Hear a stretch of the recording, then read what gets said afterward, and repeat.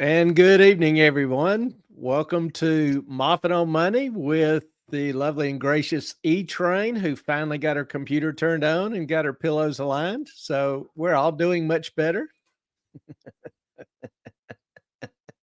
Moffat, I swear.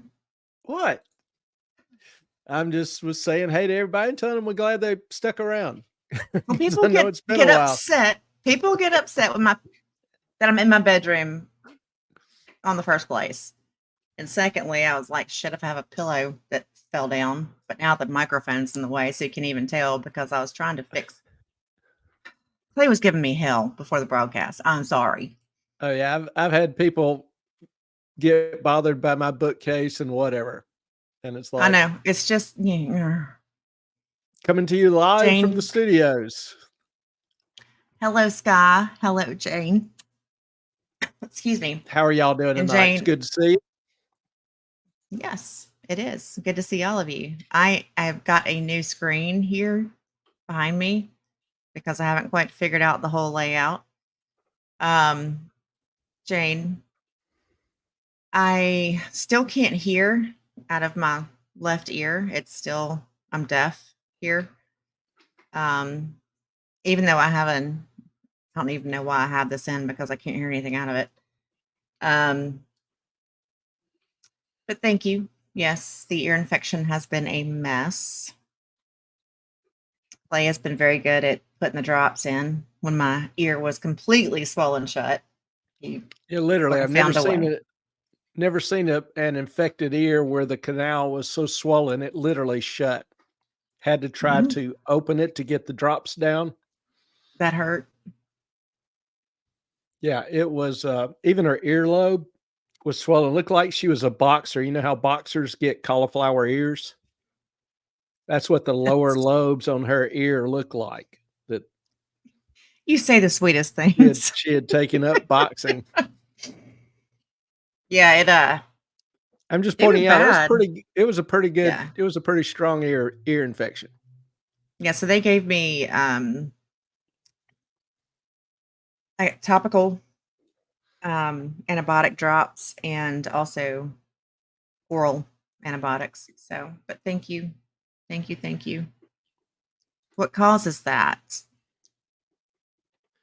Um, Honestly, I had a really terrible sinus infection when my daughter was an infant, which was well over 20 years ago. And ever since then, I've had this issue every like once. Sorry, Carson's cracking me up. Once or twice a year, I get one. Usually I can just handle it just with a little bit of alcohol and do the things. But this time it was just 3 days and it got terrible. I think it was because of the pollen in the air, my sinuses, there was just a lot of congestion and it just messes my ear. Yeah, I wasn't happy to begin with. And the infection spread, creating more inflammation. And the inflammation obviously resulted in swelling. And it just permeated the whole region, Mhm. mandibular region down into her jaw.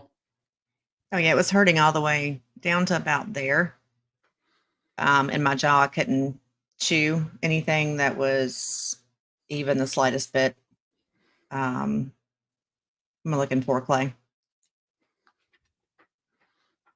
Um, I don't have no idea what you're looking for. Anything that was too, not even too hard, but anything that was, I had to like work at it. I couldn't chew it. So I had lots of soft food for a few days. Yeah, I'm sitting here wondering, Carson, if we need to put up like an online swear jar or something for Ellen to contribute to. He's just saying that I said, I swear it was this. Carson, I'm glad you're here, buddy. Good to see you, Carson.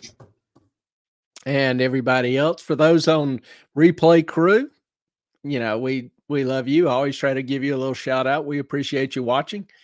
And if you will, while we're talking about it, do the YouTubey things for us. Help us out a little bit. Give us a like, subscribe, join, mention us in your will, whatever you need to do. No, I think I've looked at it. It's like 73% of the people that view our content consistently don't subscribe or like. I'm like, what is going on here? People, come on, it's free. Cost you nothing. Just do the things. Yeah, and we've had now most of them are off the shorts. I don't know how many of the regular viewers stay up with the shorts, but like over the past month on the shorts, we've had what 1.8 million views. More than that. Yeah, it's just a ridiculous number. Just So like it. Just thumbs up. I know millennials and Gen Xers or Gen Z, excuse me, don't like that thumbs up, but it's a thing. Just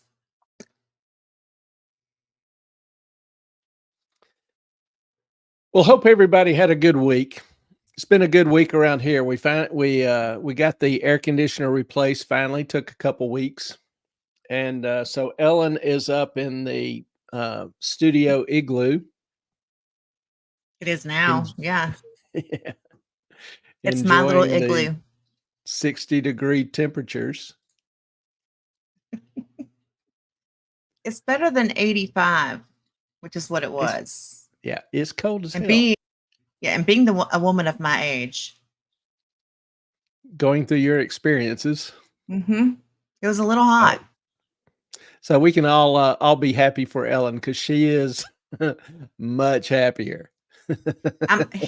Clay said, "You must be getting better. You're a lot less cranky." I'm like, well, might be because I sleep in AC now, but I'm just saying. Yeah, it made a difference, particularly with the humidity starting up down here as well too. It got a little warm. We're lucky we had a cool period hit, so it wasn't as bad as it could have been, but it was still a little warm.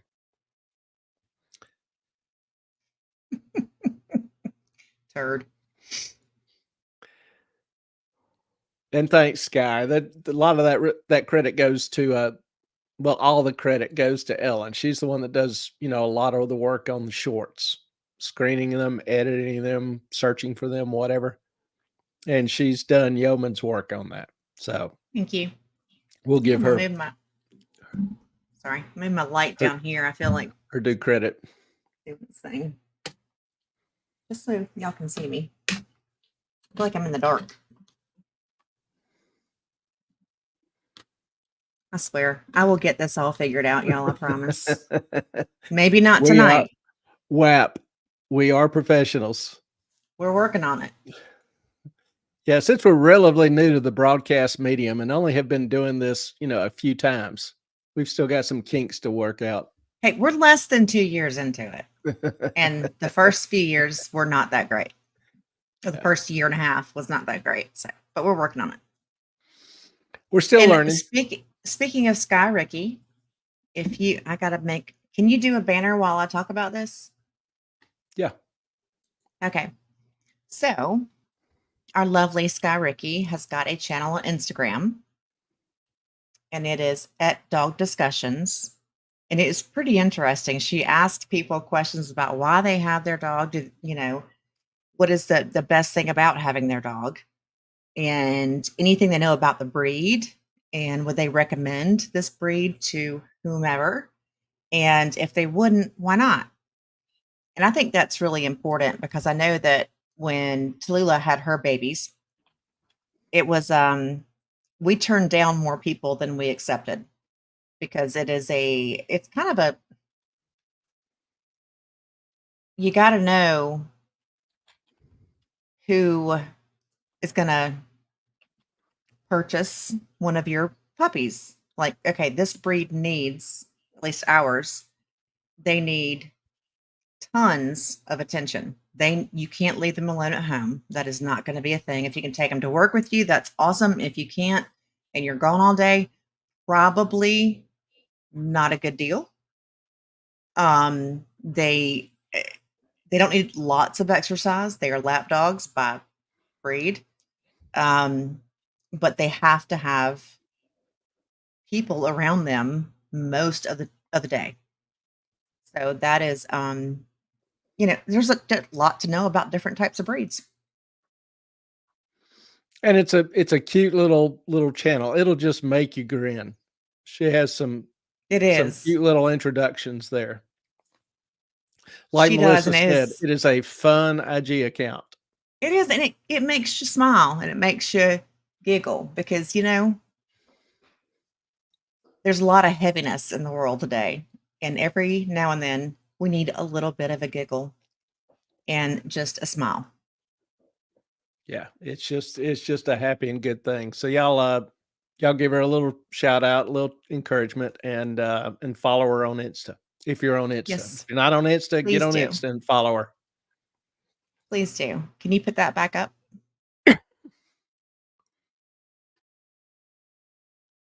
Thing for Did I take? I didn't realize I popped it down. Sorry.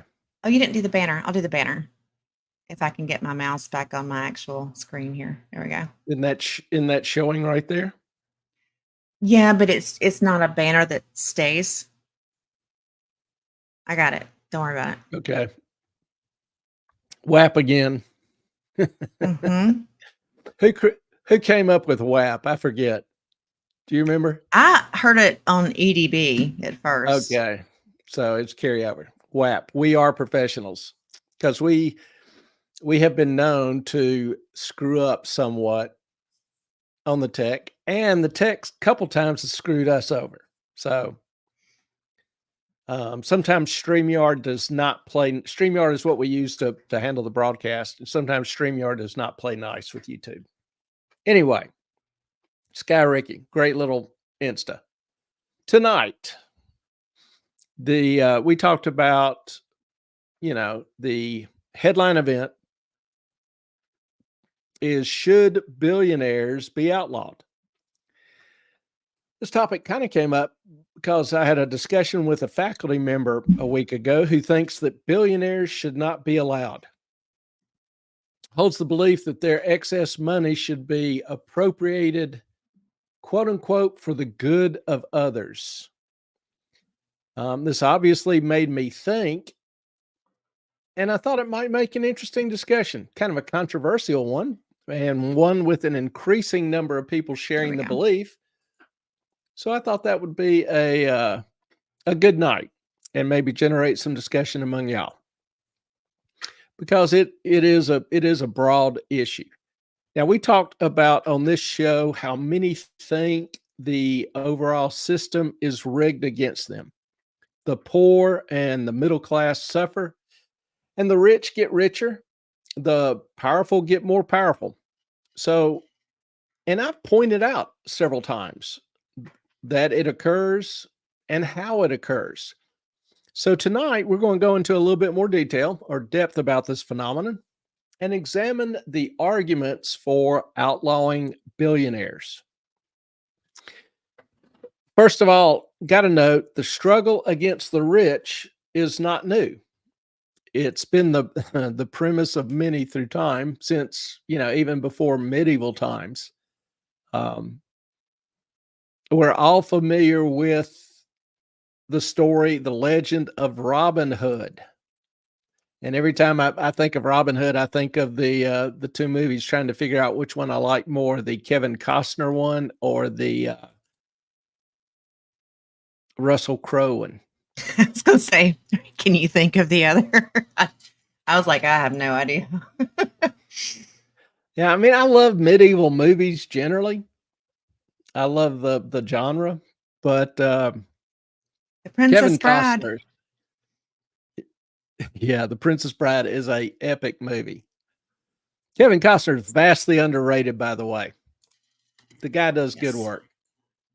But Robin Hood, he's legendary for what?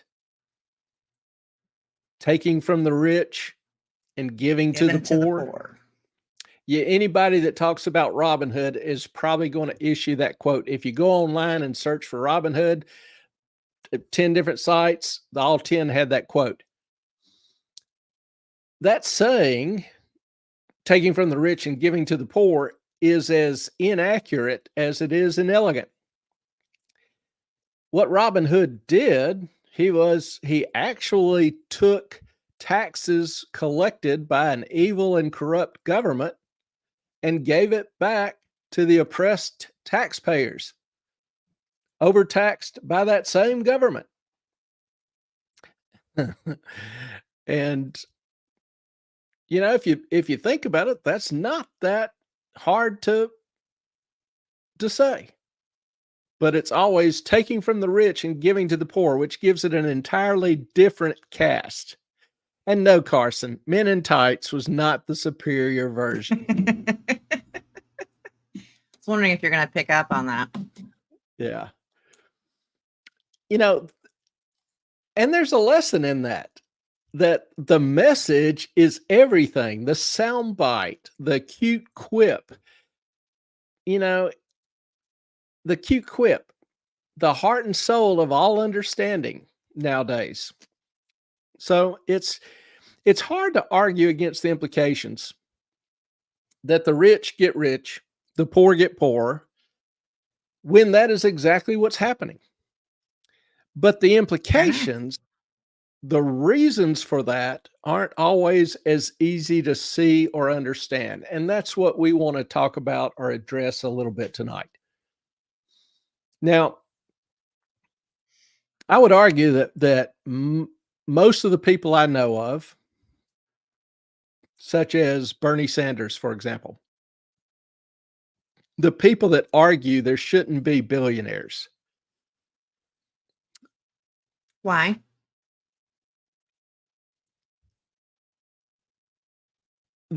Why do they argue that shouldn't be billionaires? Why shouldn't there be? Yes. Because they have too much money.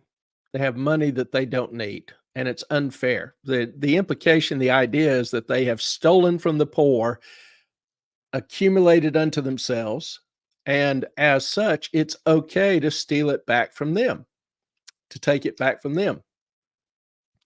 But the thought that strikes me, go ahead. No, go ahead. You're probably going to bring it up, so I'm just going to let you go ahead, and then I'll comment as we go. The thought that strikes me when I talk to most people who hold this belief, or hear most people who hold this belief, at least on a nationally known basis, is that oftentimes themselves, they are multimillionaires. Bernie, for example, owned 3 homes. A townhouse in DC worth at least $700,000. Now, there's one, saw one point post that indicated that he had sold it, but no data on buying a new one. So I'm not sure about that. But he's still got a vacation home on Lake Champlain worth about $1 million, and a house in Burlington, Vermont, worth $700,000 using Zillow. So take that what it's worth. But just based on his real estate holdings alone, he's worth about $1.5 to $1.8 million. And he's gone from an impoverished psychiatric aide, like the little orderly working in a psych home / carpenter, to a multimillionaire as a politician, while he advocates for the poor. Is he someone who wants to truly give his taxpayer money or pay more taxes to help the poor? He has never done so. Gotcha. And it's funny when I see people arguing that, the rich, if they're rich, the rich ought to pay more. I hope they understand that the rich that anybody can voluntarily pay more tax. So if they want to pay more tax, they're welcome to. And Carson, I appreciate you, you allowing me to have a wrong opinion and still loving me. As far as the wrong opinion, tell me by the end of the night if you still think it's wrong. Sky, what's Zillow? Zillow, it's Zillow. It's a website that people can list their houses for sale, and it gives estimates, or buy houses, and it gives estimates for real estate. So you can plug in like your home address and get a estimate. I Now, just in put it up. addition, okay, in addition, Bernie, as a senator, has to file disclosures. And according to his disclosures, he's got 2 bank accounts with his wife and himself. One bank maintains a balance between 15,000 and 50,000. That's the choices. You don't have to say how much the average balance is. You just have to choose which range it falls into. So he's got at least 15,000 to 50,000 in one account. And in the second account, he keeps at least 100,000 to 250,000. So I'm thinking Not 225 and 50. yeah. Neither of those is chump change. Nope. Now, the individual who I was talking to is also a multimillionaire. And so this got me to thinking, I tried to think of nationally known advocates for the poor. And most everyone I could think of in say politics, the better known ones are those people who are in the spotlight are like, Jackson, Sharp, Gates, Obama, Oprah, Key Moon. Key Moon was the former Secretary General of the UN. And I know there are thousands of others. When you say Gates, Probably you must clarify. Bill Gates, Thank you. Jesse Jackson. What's the Sharp guy's first name? I can't think of his name. I can see his face. I can't think of his name. Easy on the pen. Don't destroy the pen. Yeah. Anyway, I'm sure there are, many others, and some of them are genuinely, poor themselves or not using the opportunity to make millions, like so many of the nationally known people in the spotlight or politicians are. But almost all, I found it interesting. Almost all of the nationally known, internationally known advocates for the poor are multimillionaires.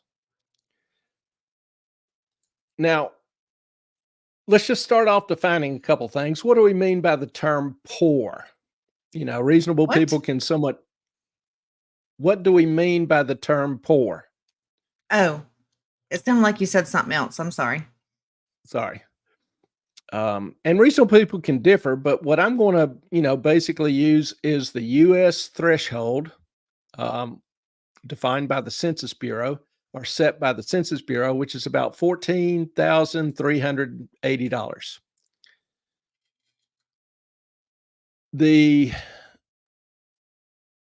This threshold is slightly below minimum wage.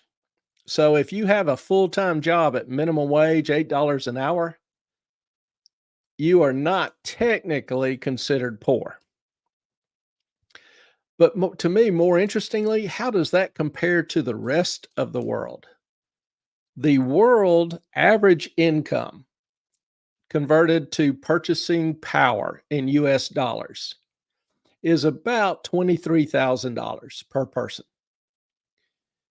Now, the World Bank sets the poverty level at $2.15 per day as of 2022. World. $2. That's the world. Yeah, it just sets the poverty level around the world at the equivalent of $2.15 per day. That's $784 a year. Now, according to their data, about 9.2% or 720 million people live on that or less per day. Yes, the third Which world is countries, of course. just India. mind-boggling to me. Yeah. India, Africa, a lot of South America. Yeah. Yeah. Could you imagine trying to live on $1,000 a year in the US? Negative. Ghost Yeah. Rider. Not going to happen.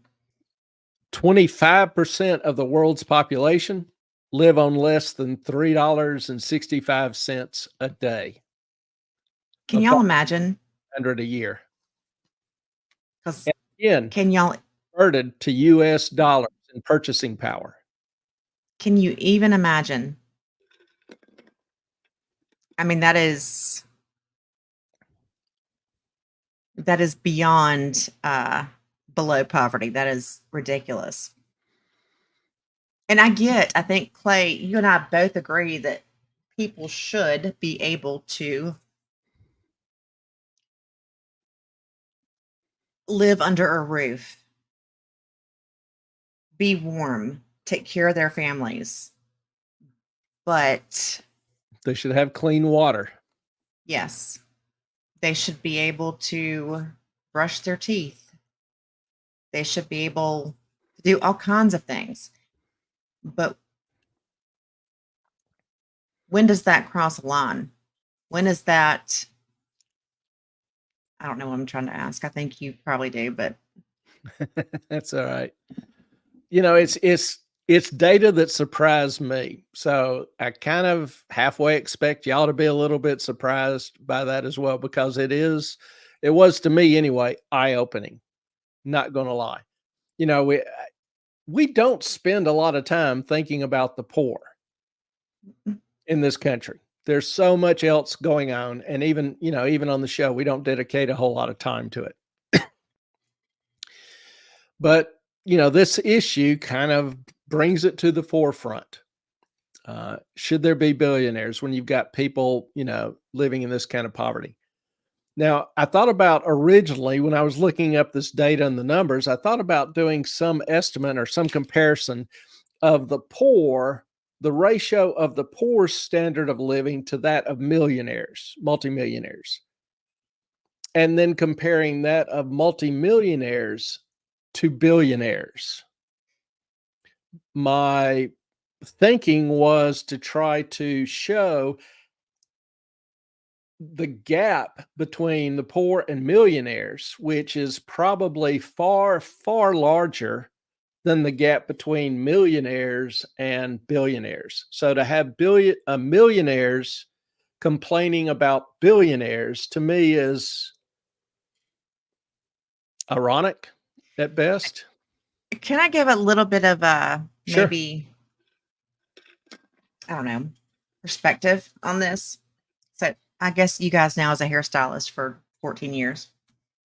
I had a client who eh, had his own company, and he would come in, didn't say much, always on his phone, doing his thing, sitting down the whole time. And I was like, "What's up with you? What's going on?" He was like, "Well, I'm getting a divorce." I said, "I'm so sorry. That's terrible." He said, "Yeah, the problem is that I've got $1 million house, a wife, and 2 kids." I said, "Okay, what's the issue?" He said, "Well, I have to make at least $400,000 a year to keep up the lifestyle that they have. Forget about me, just their life." I'm like, "Wait a minute. How does that make sense? Why do you have to make that much money to keep up a 4-person family? That seems insane to me." And he was like, "Well, I have to. I have to do this."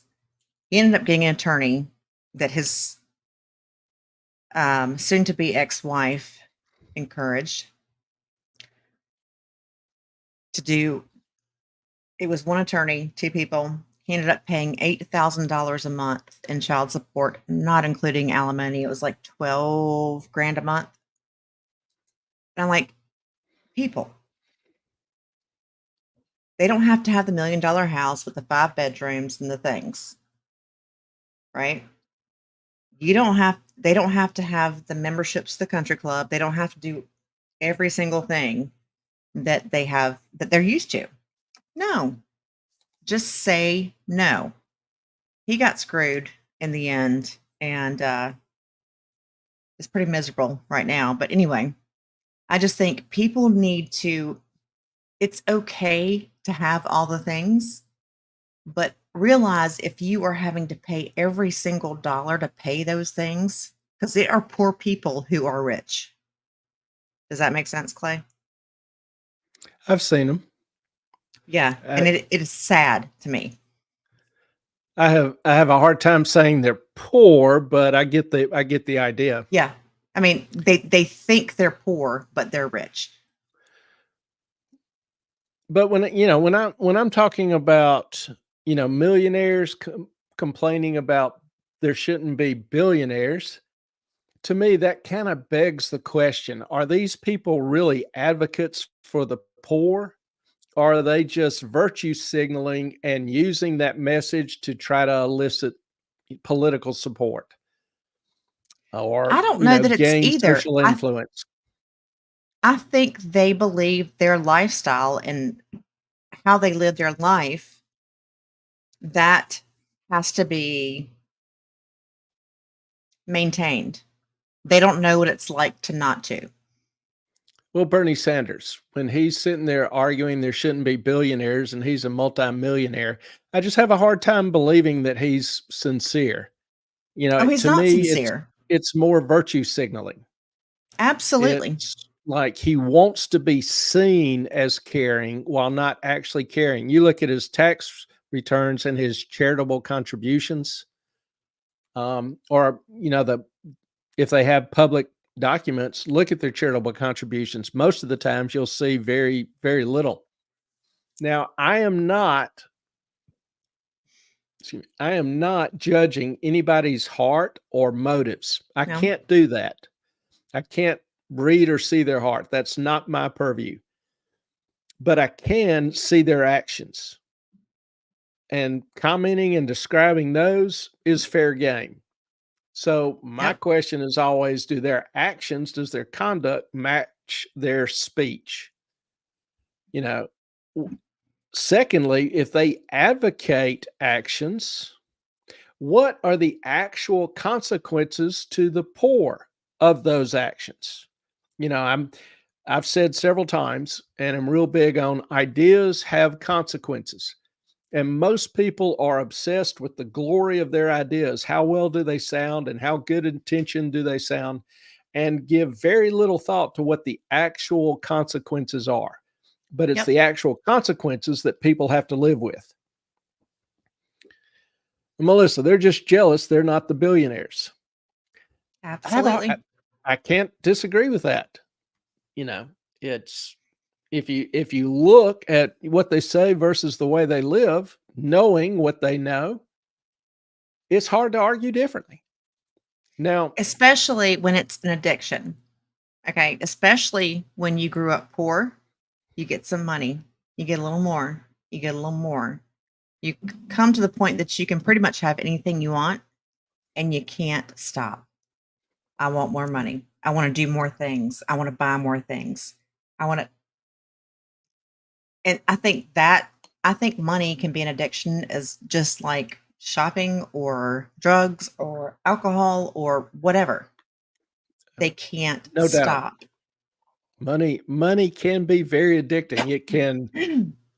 It can buy you moments of happiness. So particularly if you're miserable or not happy or stressed or life's not going the way you want it to go, by having money, you can string together a certain number of events that will make you temporarily happy. But most people I know who have a lot of money are miserable. There's not a true joy. Now, second thing I noticed about people who advocate that there should not be billionaires, they almost always advocate, or their first choice almost always is the desire for a state response, a bigger government. Now, in that situation, that kind of begs the question, when has bigger government ever benefited the poor in history? Never. I mean, history is a hell of a teacher if you consider it. Generally, bigger government, bigger, more powerful government only results in the further impoverishment of the poor, the creation of more poor. It creates a shared misery. I mean, just like it did in the Soviet Union. Remember when the communists were coming to power, their whole argument was the bourgeoisie against the proletariat. All they did was replace the czar with their own corrupt elite. Yep. And the rest is history. Big government never lifts the poor out of poverty. It just creates new poor and new elites. A perfect example is Venezuela. In the 1990s, Venezuela was the most prosperous, highest standard of living in all of South America. Well, they elect Chavez, a dedicated socialist who nationalizes the oil companies, the press, all the different industries. And Chavez took office as a poor farmer. In 20 years, by the time he died, he was the richest man in South America. His daughter is estimated to have a net worth of $20 billion.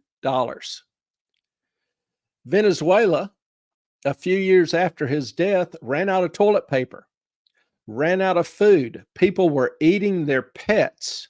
When they didn't have any more pets to eat, they went to the zoo and were eating the zoo animals who were malnourished and starved. Now, some argue that with a bigger government today, we're more enlightened, we're smarter, we're more intelligent. To which No, we're not.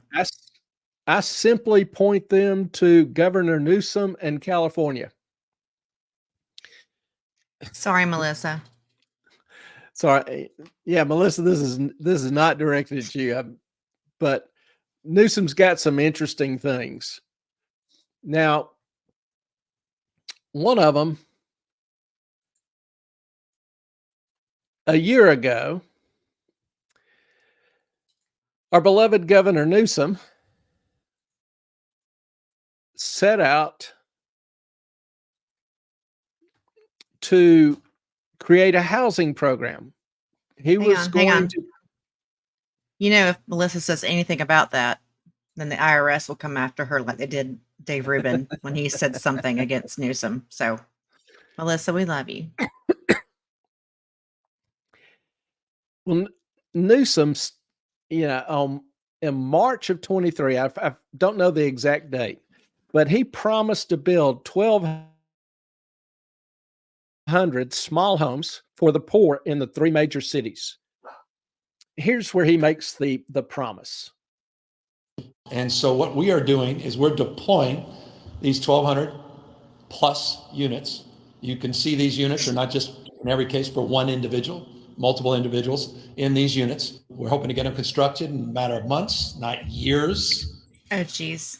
I wanted to say this summer, my staff said press will attack us if we fall short. So we are saying the fall. All right. Well, he dedicated slightly under $1 billion to this. So $1 billion later, a year and 2 months later, not a single home is available or has been occupied. Did you see Melissa's comment? He's married to my friend. I am sorry, Melissa. Even Bill Maher has turned on Newsom. Is she in the pic, Melissa?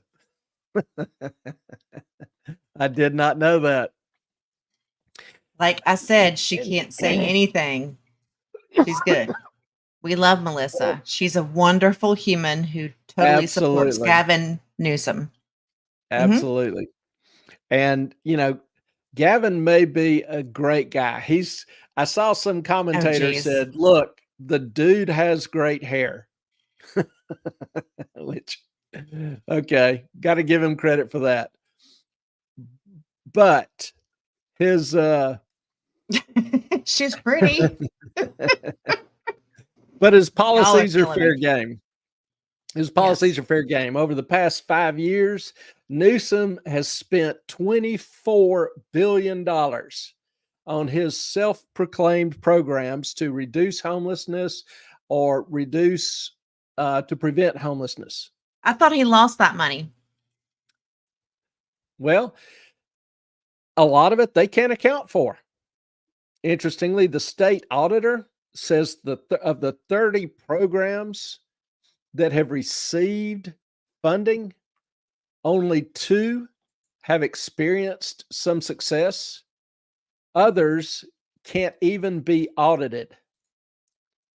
Can't even be audited. There's no idea where the money went. And this is from Cal Matters. So, and it's not just Newsom. I'll take the heat off Melissa here. It's not just Newsom. Hang on. I better share this first. She's a sweetheart and top-notch human. I believe you, Melissa. You have the best of friends. I don't know her. I don't want to belittle her. I'm sorry. I don't know her. Isn't Gavin Newsom Nancy Pelosi's nephew? I don't know. Not sure if there's a relationship there or not.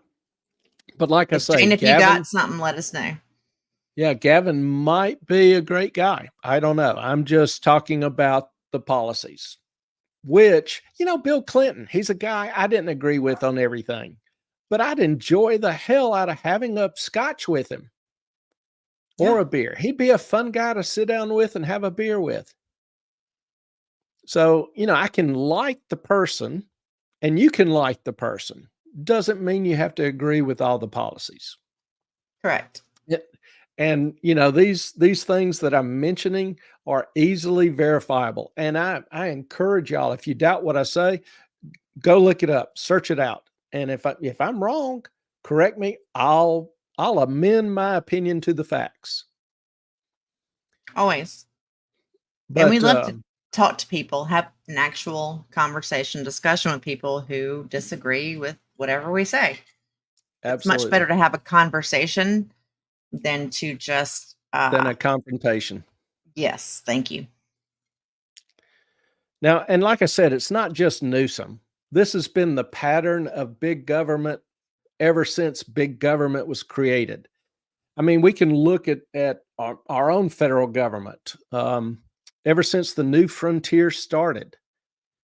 New Frontier was the social program started under President Johnson, who took office after Kennedy was assassinated.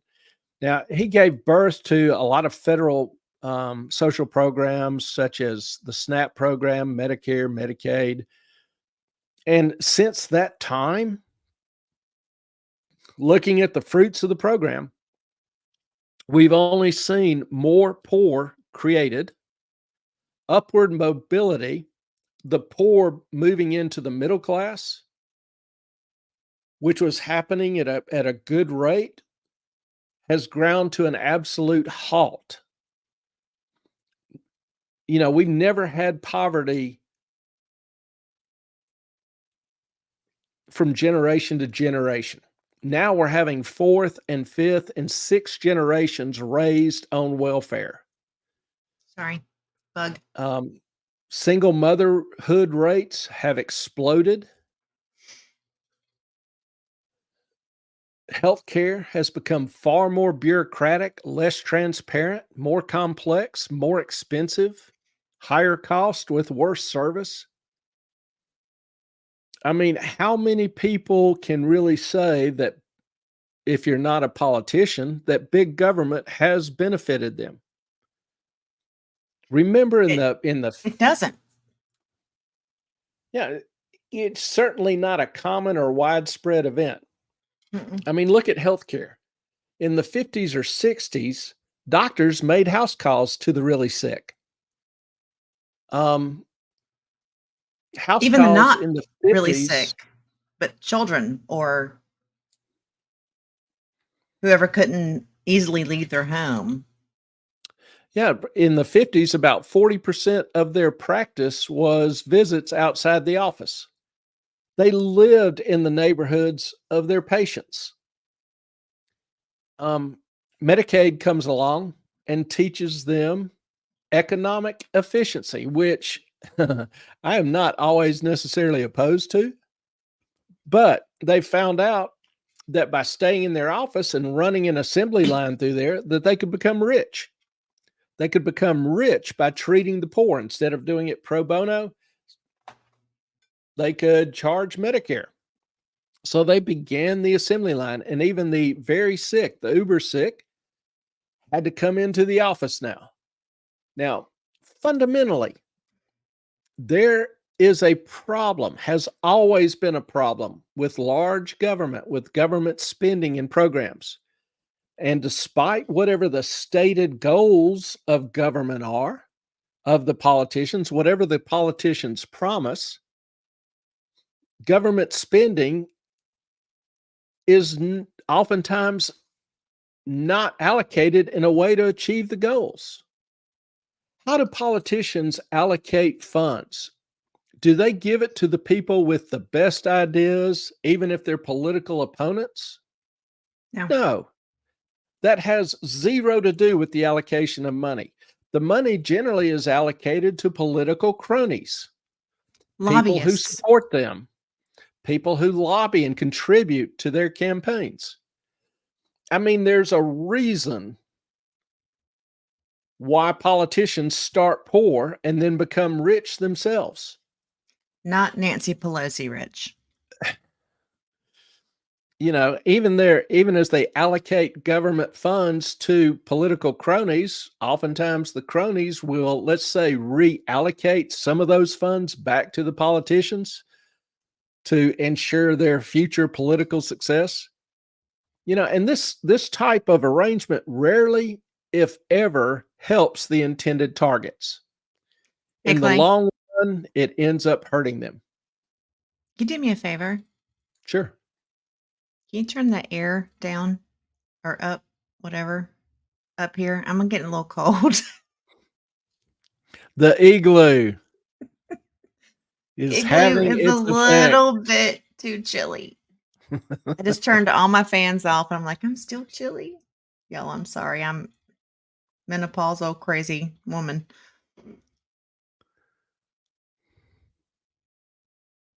Because it's still blowing.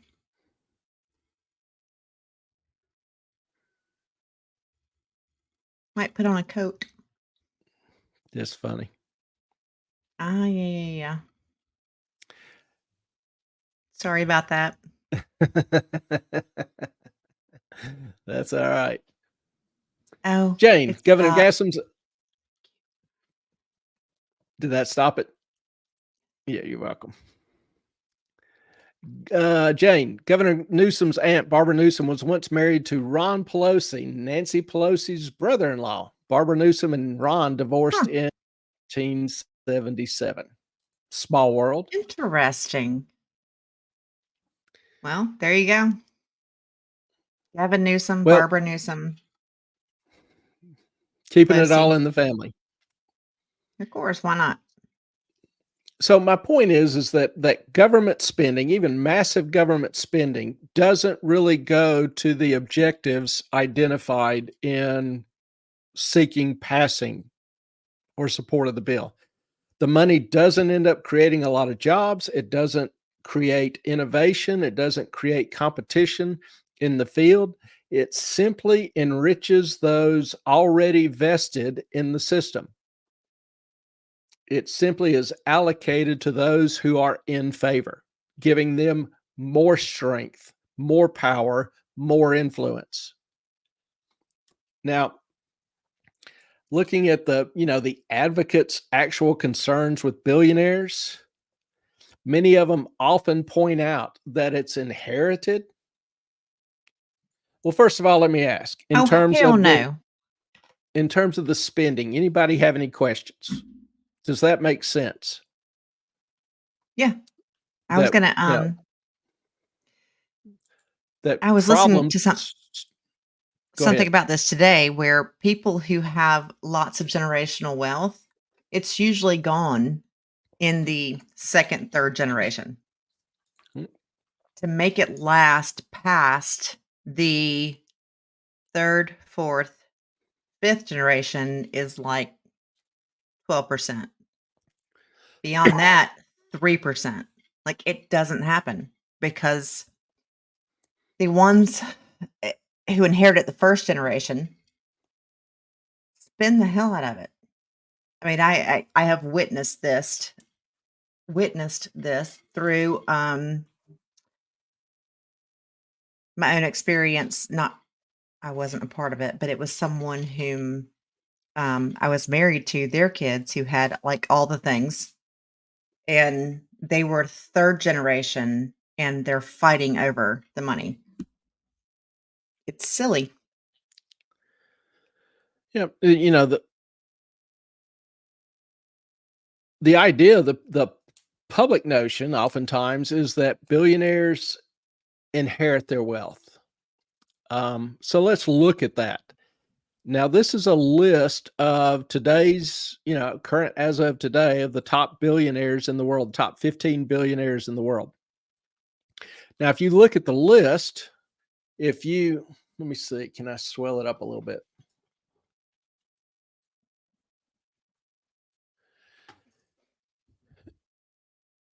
If you look at that list, to me anyway, relatively interesting. There are no Rothschilds.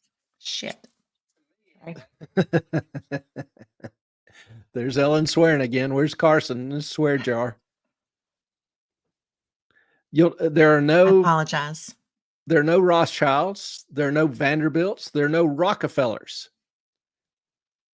And if you look and go through the career or background of each one of these in the top 15, you'll find that only one of the 15 inherited wealth. That's number 15, Myers of L'Oreal. The others, quote unquote, all earned their wealth. Now, just to go through and look at some of the top names to give you some examples. Number one, as of today, he and Bezos and Musk swap out depending on the day and the movements in the market. But Bernard Arnault is the head of, and I hope I pronounced this right, Louis Vuitton. Yes. Probably the largest luxury label in the world. They own Tag Heuer and, a bunch of well-known companies. He graduated as an engineer and worked for his father's engineering company, then gravitated into real estate, where he ended up getting into fashion. So a relatively modest background. Bezos, another engineer, started an online book company in 1994. He taught the world to buy stuff online. Musk, his family was lower middle class. Father's business even went bankrupt. Musk inherited nothing, but started he's on the spectrum as well. He's said that. That's not. What's the spectrum? I don't think most people know what the spectrum is. Oh, autism. Okay. Super smart.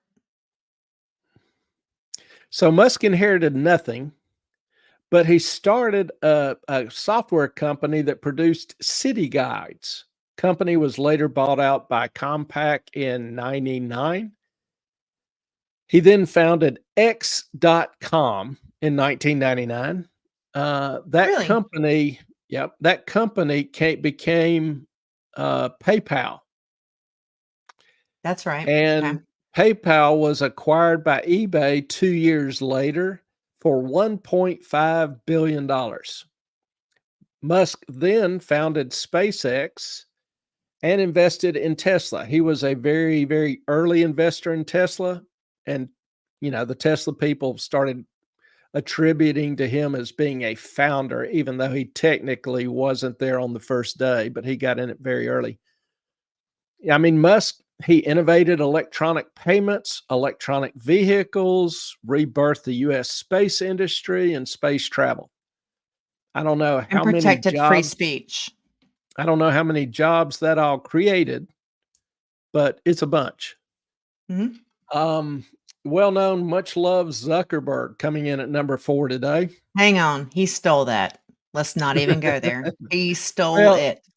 he launched Facebook when he was a college student He didn't launch in it. He stole it. 2004. In 2004, not getting into that, he started Okay. Facebook in 2004. By 2008, he was the youngest billionaire in the world. He taught the world to social media. You've got Gates and Ballmer on the list, both from Microsoft, who, along with Steve Jobs, reinvented computing and the way the world relates to the rest of the world, creating millions and millions of jobs and innumerable other companies. You've got Brin and Larry Page, who started Google. And most people don't know Google was a offshoot of the CIA/NSA. They started writing, they were at Stanford and they started writing programs to help them gather data. And they then took this basic package and started Google. So they taught the world to Google, created a whole new jargon. I could go on with each person, but basically every one of them made their own way and created their fortunes out of nothing. And that is the way it is with most billionaires. Very, very few actually inherit billions. Now, as Ellen alluded to, the old adage is that the first generation makes it, the second generation preserves it, and the third generation loses it. And there's a lot of examples of that. The Vanderbilts, for example, are a good example. Their Mhm. wealth has gotten so grossly diluted, the family is insignificant economically.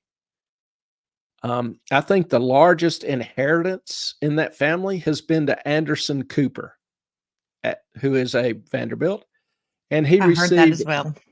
$1.5 million, which is not exactly whopping in today's billionaire world. Same thing happened with the DuPonts, the Rockefellers, the Rothschilds. Historically, inherited wealth dissipates over time, usually 2 to 3 generations. By the third or fourth generation, it's almost irrelevant, if not gone. I knew a girl, hypothetically, that married a guy who inherited $2 million, and within 3 years, all gone. Look at lottery winners. Yep. How many of those will take, a lump sum payment, $30 to $200 million, and within a couple of years, it's gone? So, It well, is just, it's crazy that people think that money grows on trees once their family has wealth and that it just keeps coming. Like if you don't invest it well, and if you don't take care of it, just like anything else, it's gone. yeah, we've started off this section talking about how the advocates argue or try to imitate that billionaires steal their wealth from others. So it's okay to steal it back from them, kind of a Robin Hood type approach. No, they Billionaires are destroy it. oftentimes being painted are oftentimes painted as being at odds or even at war with the good of society. And I don't argue that that doesn't happen on occasion. But this basically begs two questions. When people make a proposition, I don't know if y'all have gathered this or not from me, but when people state a proposition, I'm always in the back of my head asking questions. What questions does this proposition beg? So, do billionaires steal their money? Well, it begs two questions. One, can wealth be stolen? Zuckerberg did. Sorry. Living in a region renowned for pirates, I can testify that yes, wealth can be stolen. And oftentimes has been. In economics, if you advocate that basic theory, then you believe that's how the rich got rich, then you believe that wealth or capital is fixed like a pie. And the only question is, how is it sliced? Doesn't matter how you slice it, it doesn't change the amount of pie available. So Yes, they if did. government takes a bigger and bigger slice, then the pie actually shrinks. Company capital shrinks, there's less investment available for company investment. Yes, Bill Gates and Paul Allen. Now, I don't know that they stole it. They bought it from Xerox. They paid a very small amount because Xerox didn't want it. They Xerox had no vision for it. borrowed it. Um, It's kind of like Zuckerberg borrowed Facebook. yeah, let's just be careful with the claims because I'm not sure about some of that. Okay.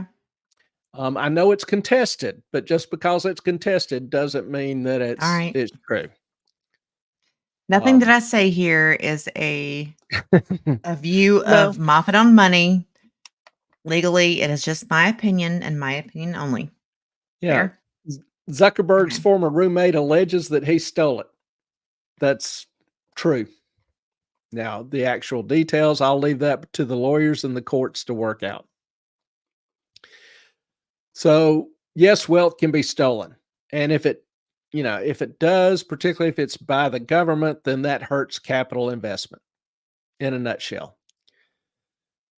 The second question it begs is, can wealth be created? Can wealth be created? Being an American, having seen the results of the American experience in history and in person, I can testify personally that yes, it can be created. How does this magic work?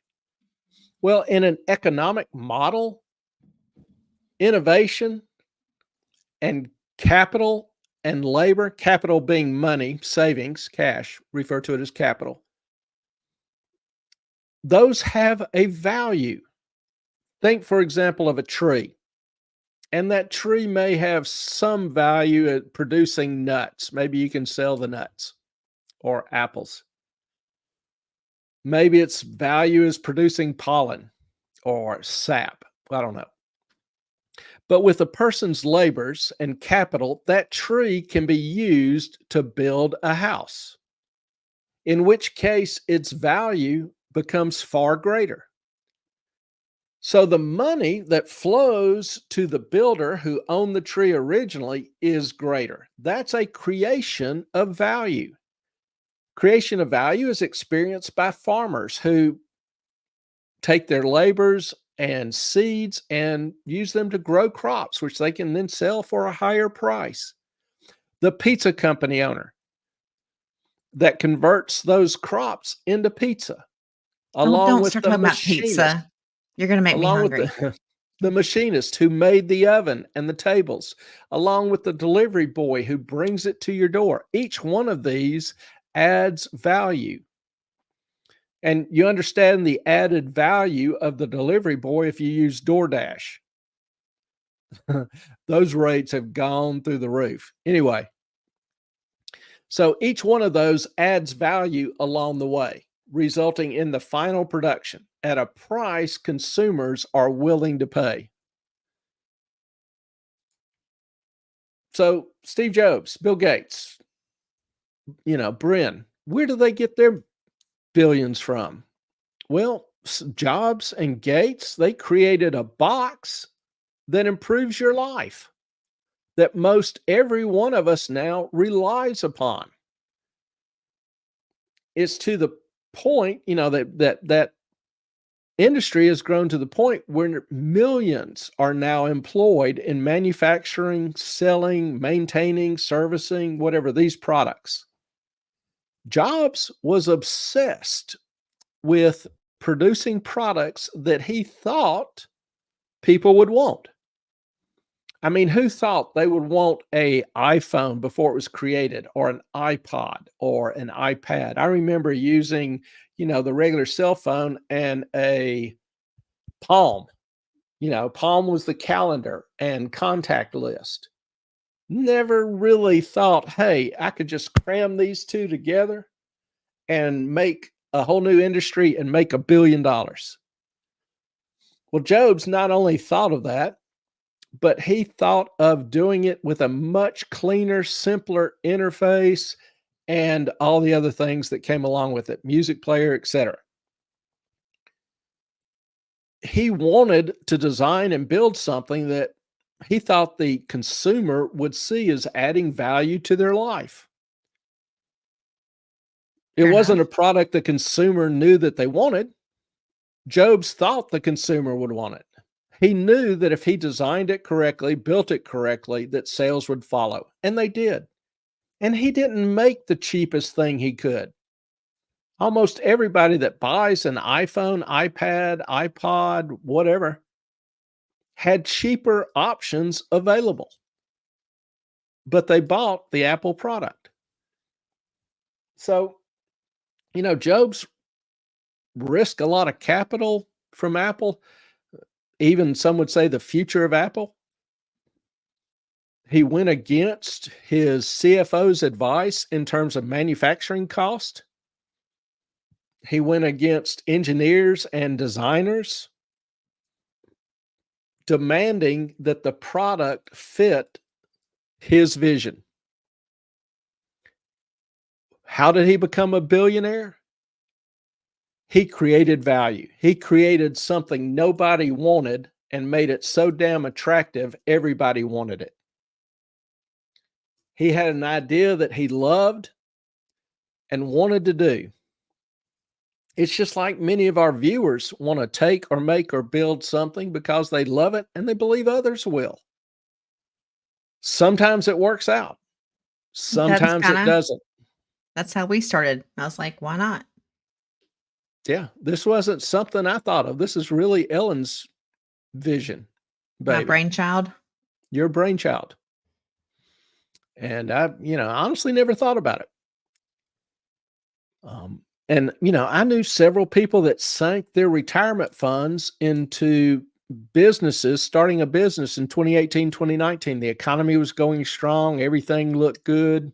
So they decided it was a good time for them to try to realize their dreams. They put their retirement funds into starting a new business. COVID hit, the lockdowns hits, boom, they lose everything. Okay. I hate that for them. I feel bad for them, but that's the risk. So if somebody is willing to take that kind of risk, how and why do we limit their rewards? Their willingness, individuals' willingness to innovate and create, it's the fuel of the economy. Those kind of businesses are what creates jobs. And that opportunity is what enables people or incentivizes them. Oh, sorry. Melissa, it's that dogs discussions. Shit. Sorry. Do what? Apparently I misdid the banner. It's dogs S discussions. I'm Oh working yeah, on you had no it. S after dog. Sorry, y'all. Sorry. I'm working on it. Hang on. You could put my banner back up. It was correct.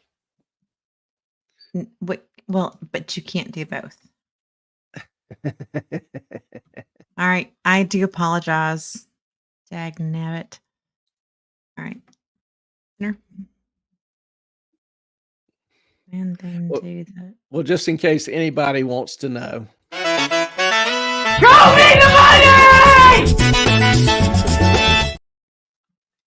The best swoop out there. Thank you, Melissa. And Jane, my mother was in Silicon Valley when all this was going on. She knew a lot of the players and she said they stole it. I believe you. Yeah. I just don't know that for a fact. And so I just want to be careful in how we represent it. Not looking to try to slander anybody or get into a broader, detailed legal discussion or event, much less event. So I'm just cautious. Whatever I say on here, I feel like I have to be able to back up. And Melissa, I just ordered one from Domino's because I had a free one. And Sky, besides here, it is nowhere, but we will put also a community post about it. Oh gosh, Jane, my freaking thing. Hang on. I'm having trouble with this tonight. The swoop woke up Mr. Caroline. He's not. I'm sorry. If he's mad he missed it, I can replay it. GB knows that sound now, Knows that so he's sound. cool with that. Sky, why don't you say something, goofball? Let us know. If I screw something up, which I am human, I do all the time, ask Clay. Let me know. Yeah, Ellen's not alone in that. Everybody's human, so we accept that. Now, talking about, I have that too, Sky. So yeah, I know. It's in this eye, so I get it. I didn't. yeah, the print on that's a little small. I'm sorry, love bug. I thank you for speaking up, chat, Melissa. We love you guys. If we ever get something wrong, please do not hesitate to speak up, because we Absolutely. are all about being corrected. All right, back to Jobs. Jobs became a billionaire. He created thousands of millionaires who were working at Apple and off their Apple stock. And think of how many other millionaires he created who worked there, took their money and saved it in other stocks, not necessarily Apple, but working there for 30 or 40 years, high paying jobs. You know, they probably are millionaires or, you know, retired millionaires. How many other hundreds of thousands of people have good paying jobs? Apple provides rather good jobs to 1.5 million people currently, directly, spending billions and billions on salary and employee benefits. Now, if you think also of the number of vendors and distributors that this involves, if you think of all the taxes paid by Apple, by its employees, by its vendors, we don't know exact numbers for all of this, but I am pretty damn confident it's an amazing number. So given that, can anyone honestly argue that Jobs stole his billions? Can we argue that it's right to steal the money from him or his widow? Also, if you think about most of the billionaires' wealth, the list that I published, it's in stock, the investment they have in their own companies. It's their investment. It's their capital. Now, what does that mean? What precisely does that mean?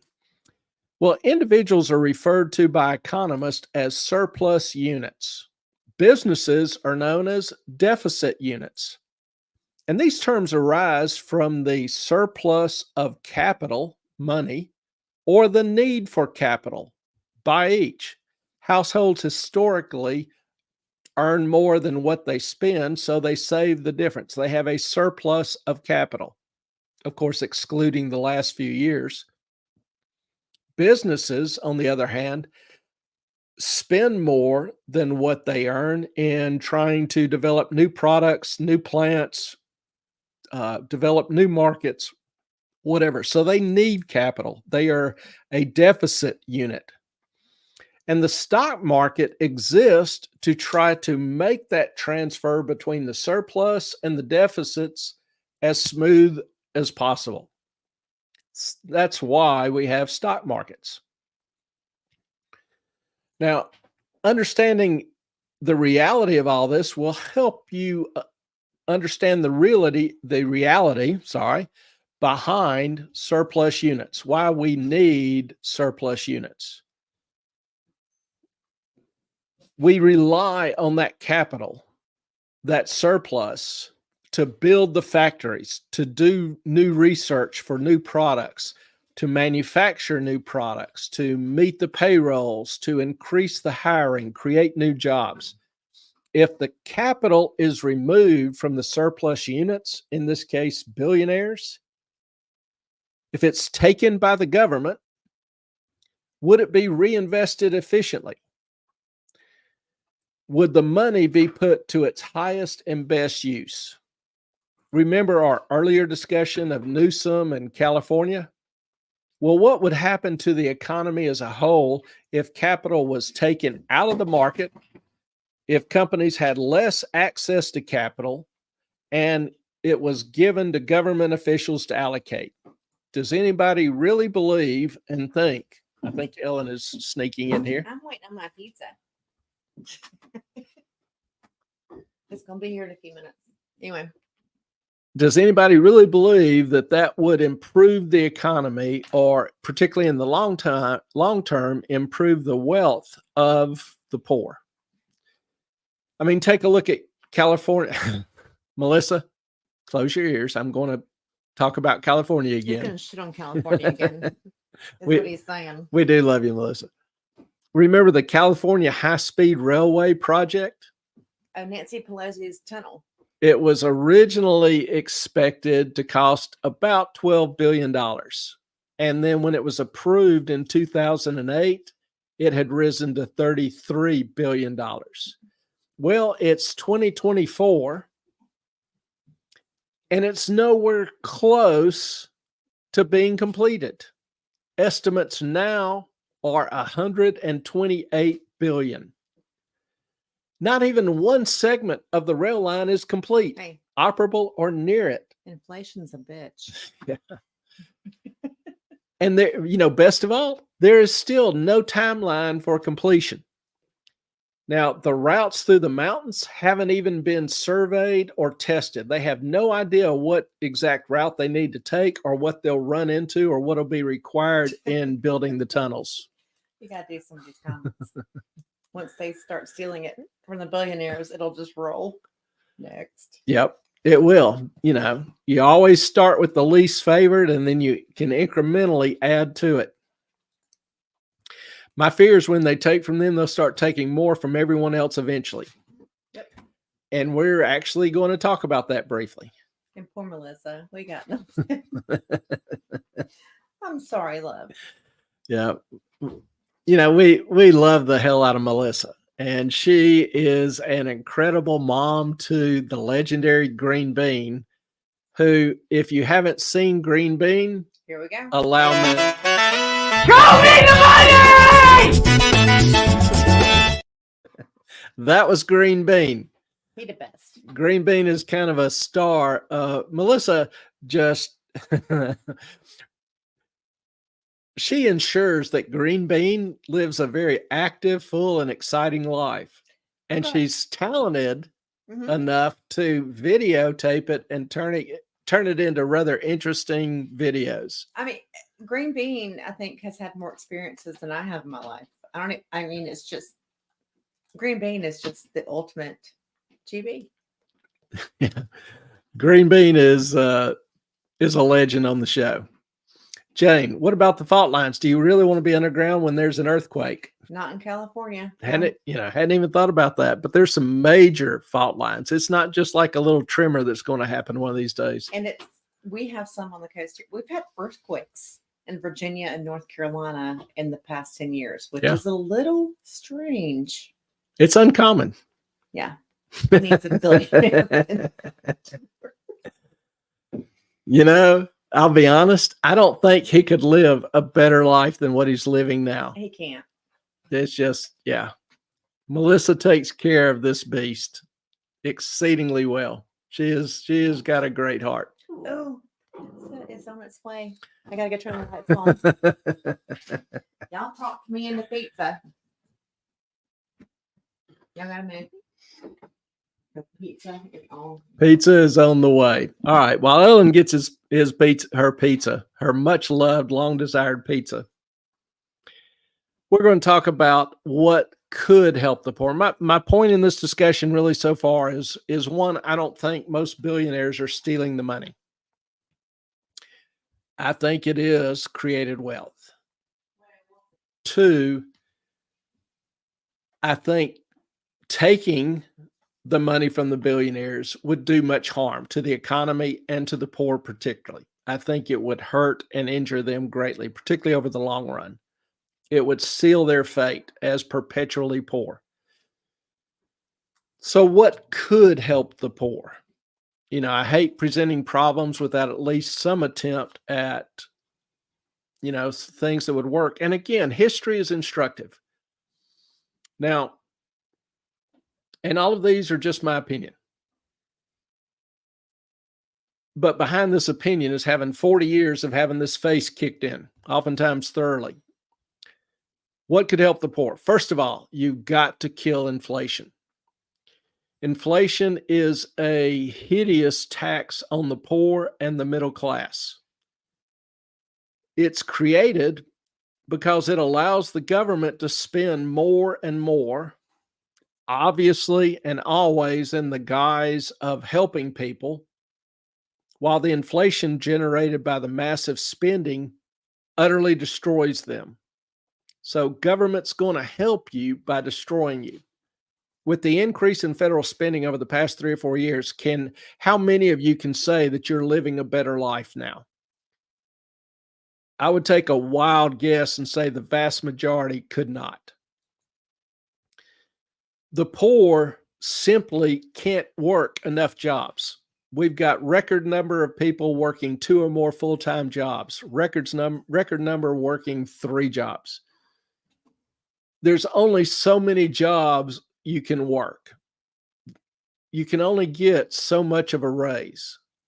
Now, especially single people or couples with only one working parent.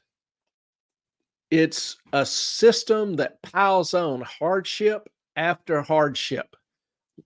That leads to anger, which leads to resentment, which in turn can lead to increased violence and chaos. So I've known several and have seen innumerable kids in their 20s on the verge of tears trying to make ends meet. I know many of you have had multiple jobs, and I salute you for that. I really do. That is, however, only a temporary aid if inflation is not stopped. And inflation won't be stopped. It can't be stopped if government continues spending like a drunken sailor and printing money to pay for it. The math simply doesn't work. So you kill inflation by cutting spending and temporarily hiking rates, which now also is a huge problem because hiking rates causes the interest on the government debt to increase even further. And government interest expense has soared over the past year and a half. It's now the 3rd largest budget item behind Social Security and Medicare, Medicaid. It's past defense spending. We're running probably around $1.4, $1.5 trillion a year just in interest expense. In another year, it'll pass Medicare. Spending has got to be cut. It's not a matter of if, it's just a matter of when. Additionally, you've got to cut the tax burden on people, on taxpayers. This goes to Jane's comment earlier. The average single worker in the U.S., faces an average income tax rate of 24%, federal, state, their share of FICO. Additionally, 8% of their income is paid in taxes by their employer, in Social Security taxes, which would otherwise be paid to them in salary. Add to that the sales taxes on everything you buy. Add in taxes of 40 to 90 cents a gallon. I think it's 90 cents in California. Hey, Melissa. 90 cents a gallon on gas that you buy. There are taxes on the utilities you buy. There are taxes on your property, both home and auto. If you pay rent, the taxes are embedded in it. Taxes on the sale of your home, taxes on your investments, gains on your investments. You have to have licenses that you have to pay for. You have toll charges. You have corporate taxes. Now, I pointed out before, I've asked the question, do corporations pay taxes? Most people will say yes, corporations pay taxes. My point is that no, corporations do not pay taxes. They collect them. Taxes are an expense to the corporation, just like labor, just like rent, just like raw goods. So the higher the taxes they pay, the more they have to charge for their goods or services. The increase in taxes makes them less able to sell as much, either due to competition or just unaffordability. So they end up producing less. Studies, academic studies, whatever you think of academic studies, also show that employees in higher taxed companies earn less than do employees in lower tax environments. Same field. The only difference is the tax rate paid by the company. So studies show that employees pay a part of that burden as well. I mean, what can you do nowadays that you don't have to pay taxes on? You have to pay taxes to hunt, to drill water, to collect water running off your roof, to go fishing, to buy liquor, even to own a dog. In a lot of places now, you have to pay a tax, an annual tax. Another thing that can be done is obviously reduce taxes on capital and savings. Right now, the government penalizes capital, accumulation of capital and savings. Taxes on businesses are punitive. They punish success. The old adage, if you want to get more of something, you subsidize it. If you want to get less of something, you tax it. Well, we tax production and we subsidize large S, being non-productive. Ellen's going to come in here and show off her pizza. That was quick. Are you actually going to eat it online? I might. Okay. I'm hungry. She's a hungry girl. And we've got a whole thing. You can't say you don't want some. No, I don't want it. We've got a thing on Monday where I have to make, we decided to make a Apple cobbler. Apple cobbler, but now my neighbor sent me a message and saying, don't you make a great mac and cheese? I'm like, yeah, my grandmother's recipe. So now I've got to do that tomorrow. So I might have Clay actually videotape the making of the mac and cheese so that we can share it online to the members. That would be cool. Oh yeah, it's so good. It's like eggs and half and cheese, and yeah, we'll have that happen, right? We'll do that. Cool. I am going to eat a piece of pizza. Jane, and then the government taxes you more because you work more. You go into a higher tax bracket. There's taxes on everything. I figured out once, and it was 70% of my income paid in some form of tax. Does that incentivize you to work even more and harder? No. Or does it incentivize you to do less? On average, the higher tax rates lower productivity. Well, yeah, because I actually had a salesman who worked for me who was making 70,000, and once he got above that, he paid more in taxes. He's like, I got less take-home money. Yeah. It's Or it's counterproductive. The average worker in the US, the average earner in the US works the months of January, February, March, and most of April just to pay their taxes before they buy food, before they pay for their kids, their spouse, before they pay for their housing, their medical care, anything, just to pay their taxes. that's sad to me. That's too much. Remember, the Revolutionary War was started over a 2% tax just on tea that the founding fathers thought was outrageous. If they were alive today, they'd be stacking bodies left and right. You know, practical reality. And you look, one of my favorite targets, I'm going to switch off California. So love you, Melissa, doing this just for you. I'm going to switch to New York City. I remember, and I didn't look this up today, but I remember a few years ago, New York was having a big battle to try to kill Uber because Uber was taking business from the taxi drivers.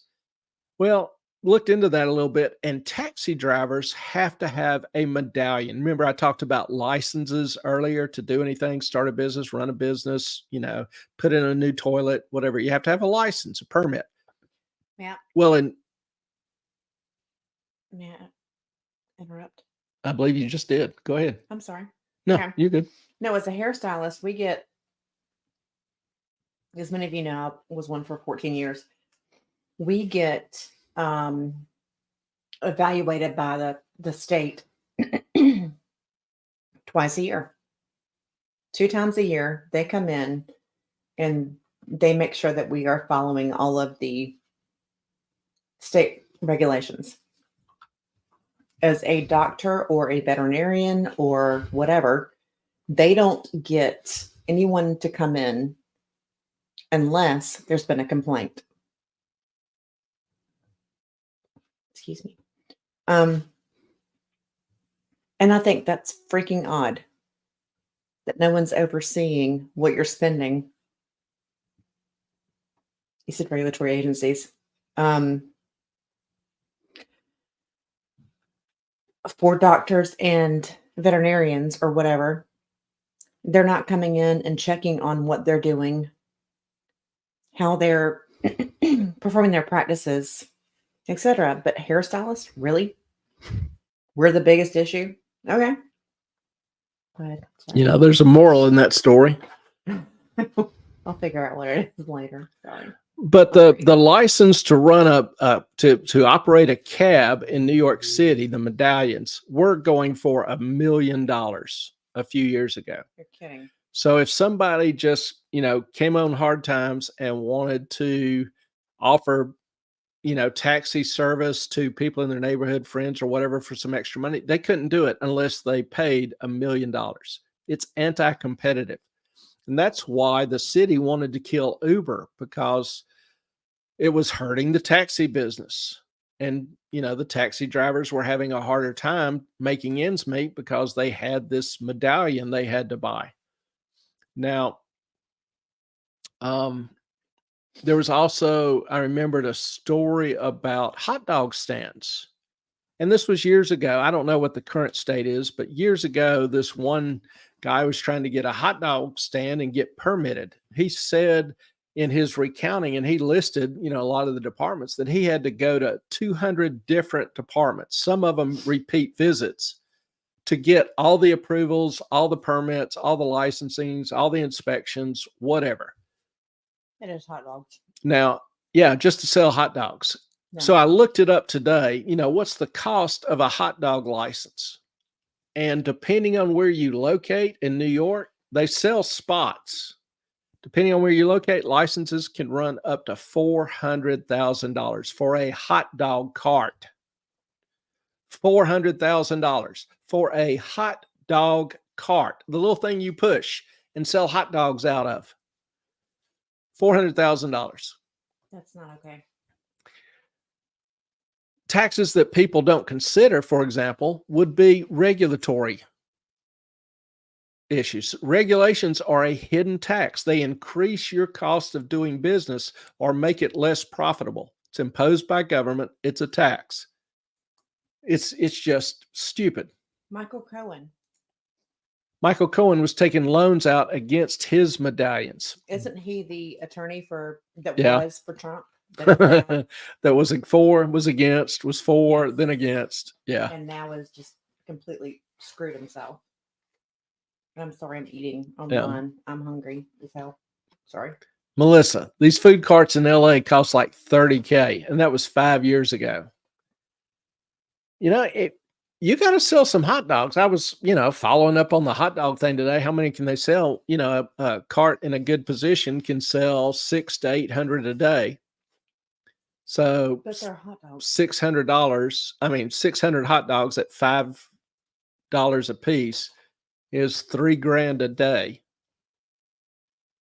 But it's not just hot dogs. You got to do the relish and The bottled water and stuff. So the onions, and you got to add the toppings and do the thing. Yeah. But, think about it. If they are making $3,000 a day and they're there 7 days a week. That would take forever to pay off. Okay, let's just do the math. 7 days a week is 21,000 times 52 weeks a year is $1 million. Okay. So out of that, they have the food cost, which are not insignificant, probably 40% of that. You've got the $400,000 license, annual license. Annual License. You've got the insurance, you've got the labor, you've got, the cost of the truck because you have to pick the cart up and move it. You have to run out and get supplies for it. They end up making probably around $100,000 a year. That's sad. That's not an easy living, particularly in New York City. The city is taking more in taxes than what the individual earns. That's criminal, my opinion. That's criminal. We're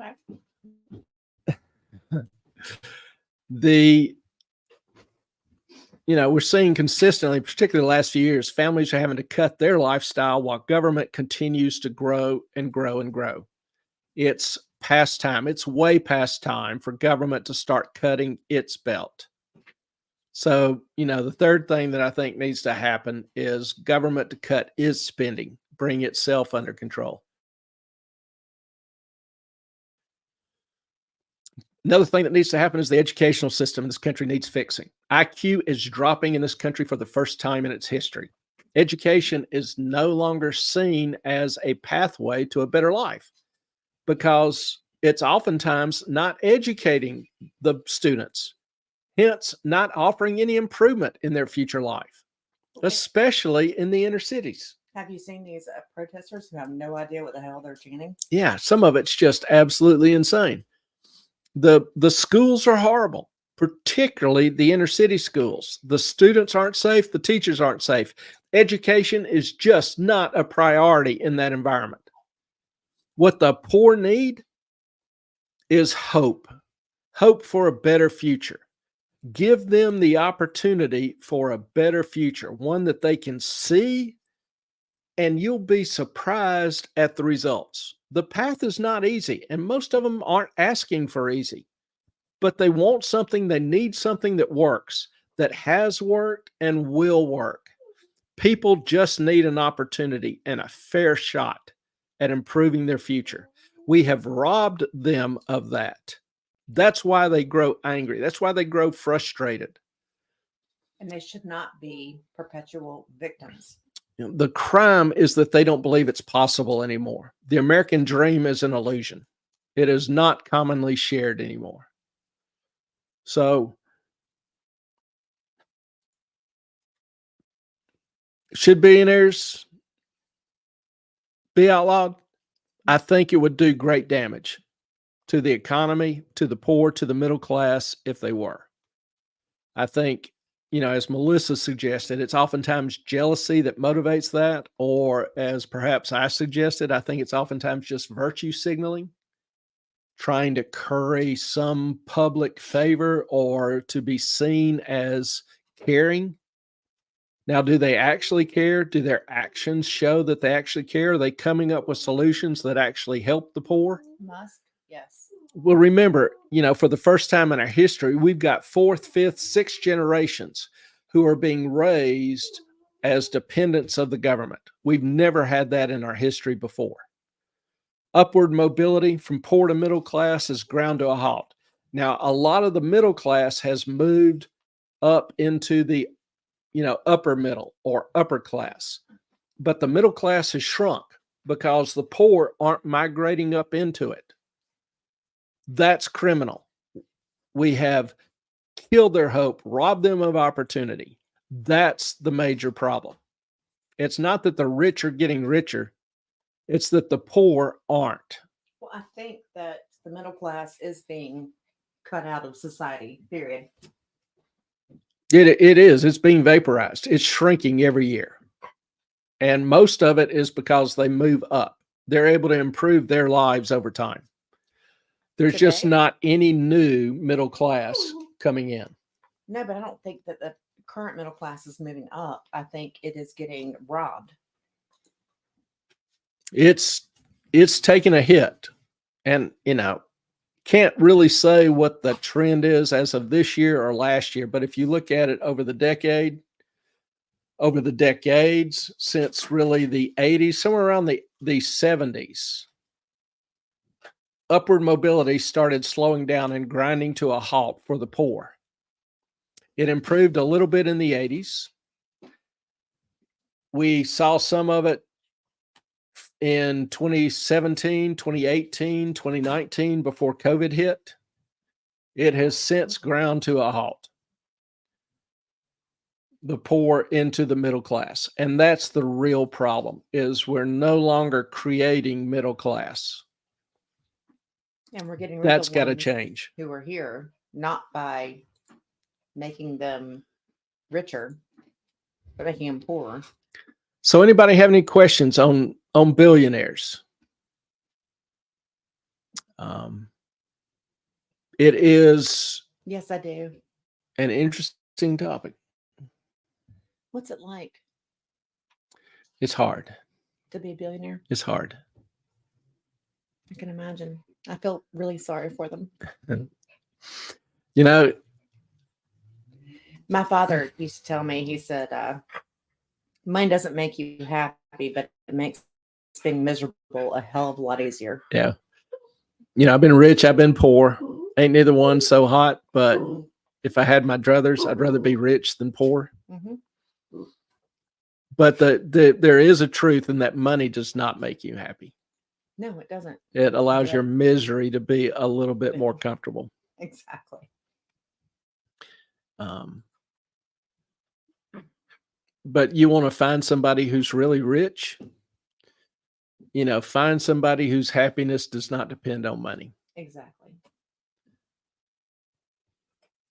All right. Happy as well.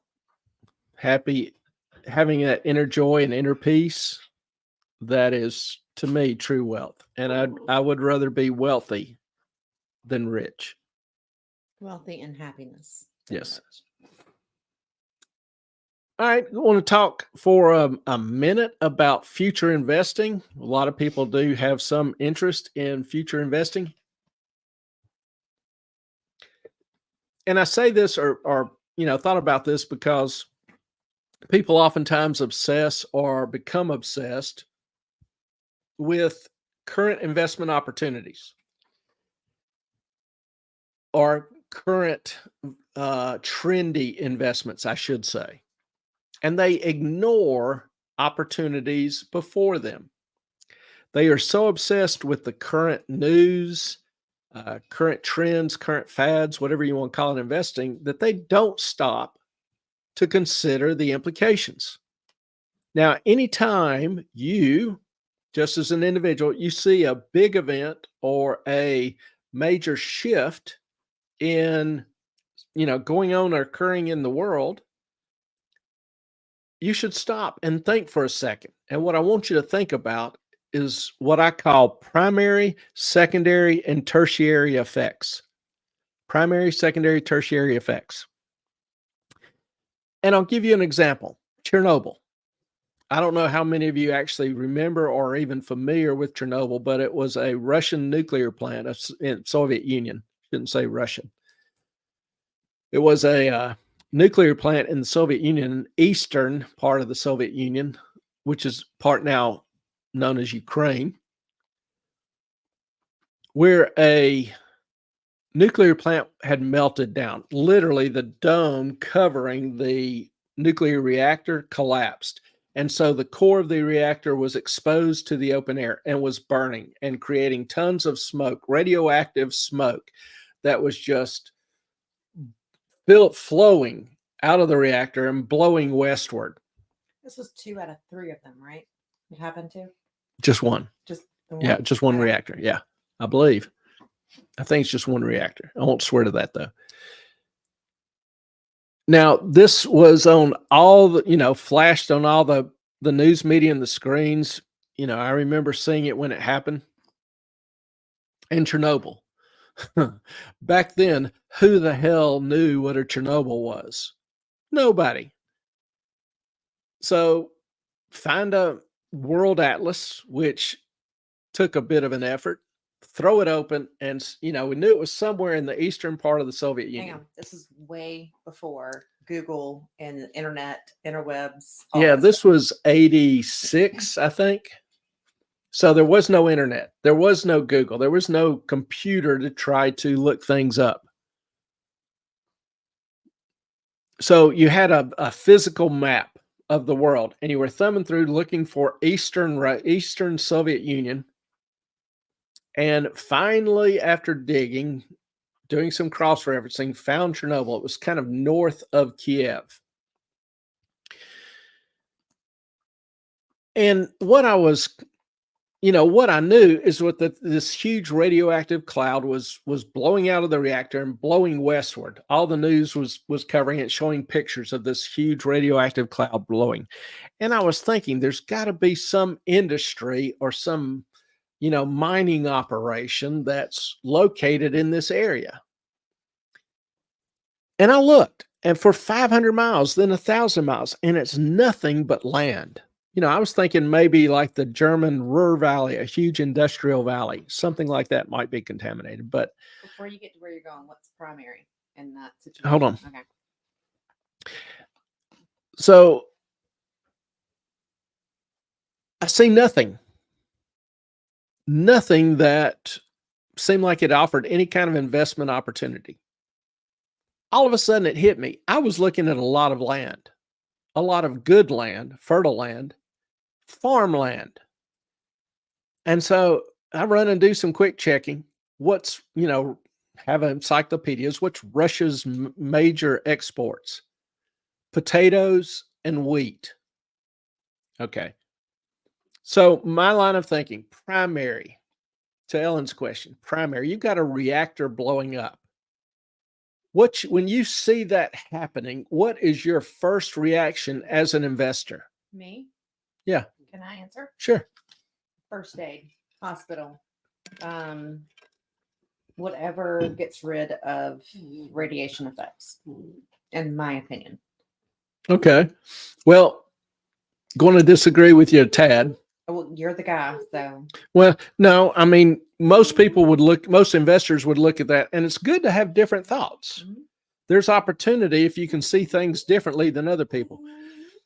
But most investors would look at that and think nuclear stocks are going to nosedive. So I need to short them. I need to buy puts, whatever. I need to take advantage of these nuclear stocks dying.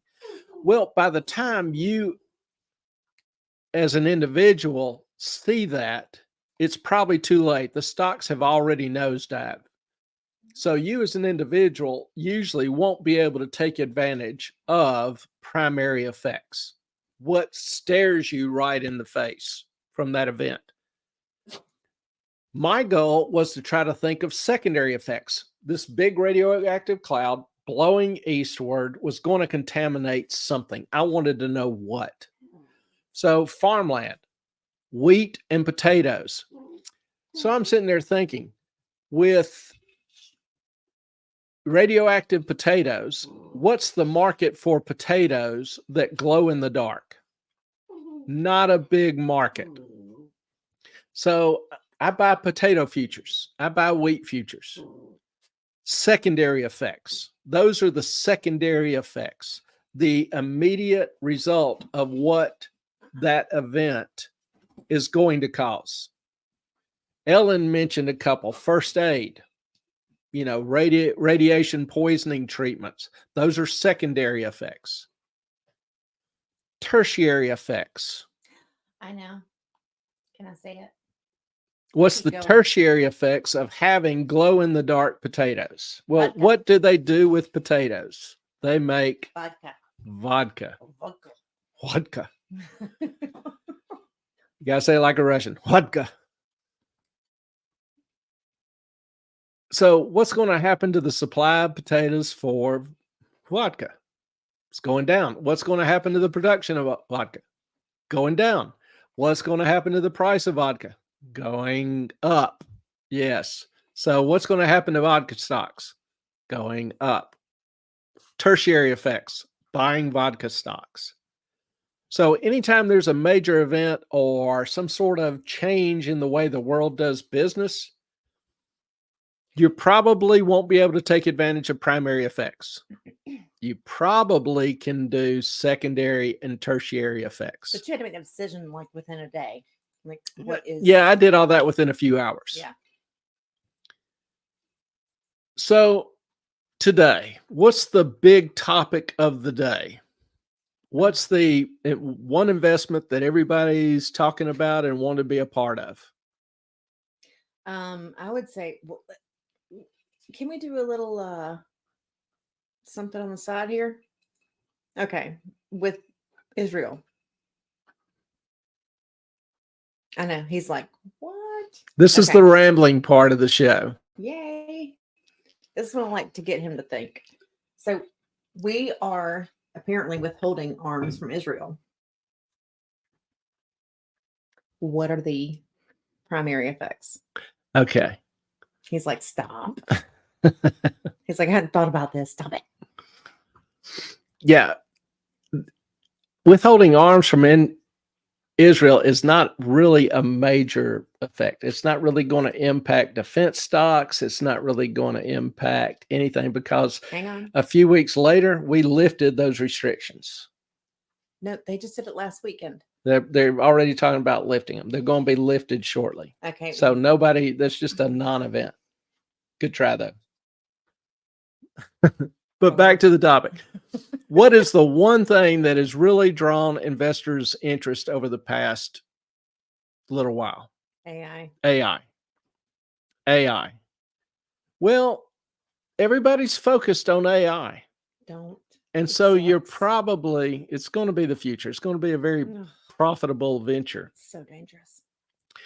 So right now, there are probably not any real cheap buys in AI. But let me ask you, what are the secondary effects?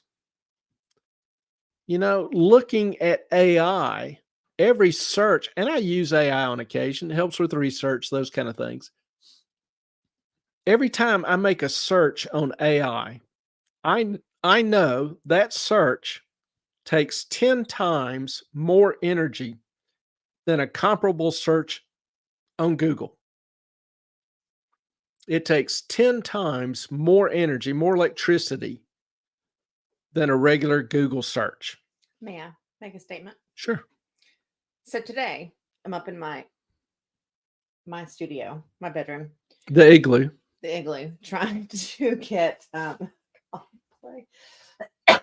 trying to get a second monitor hooked up to my computer. So Clay decides to use AI. Did it solve the problem? I didn't use AI. You said that pilot thing. You were typing on it. Yes. No, I said I don't want anything to do with it. It showed up. And you asked it how to do the thing. And then Oh, no, I just said find the monitor, and it did find the monitor. That's when you took over. But I didn't ask it how to solve the issue.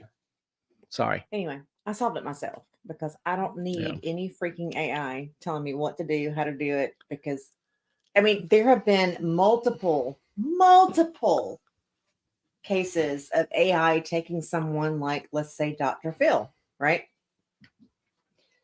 And putting his image, his voice on a commercial for a product that he's never even heard of. He said it's his tone, it's his intonation, it's all the things. I don't like it. We know. I know. It's still been a hugely successful investment and still dominates the investment field. That's all we're interested in. Better invest in more windmill stock. No. So that doesn't work either. we Dan. know it takes 10 times more energy. We know that demand is going to soar as more and more people utilize it, as it's implemented in more and more firms, more and more business.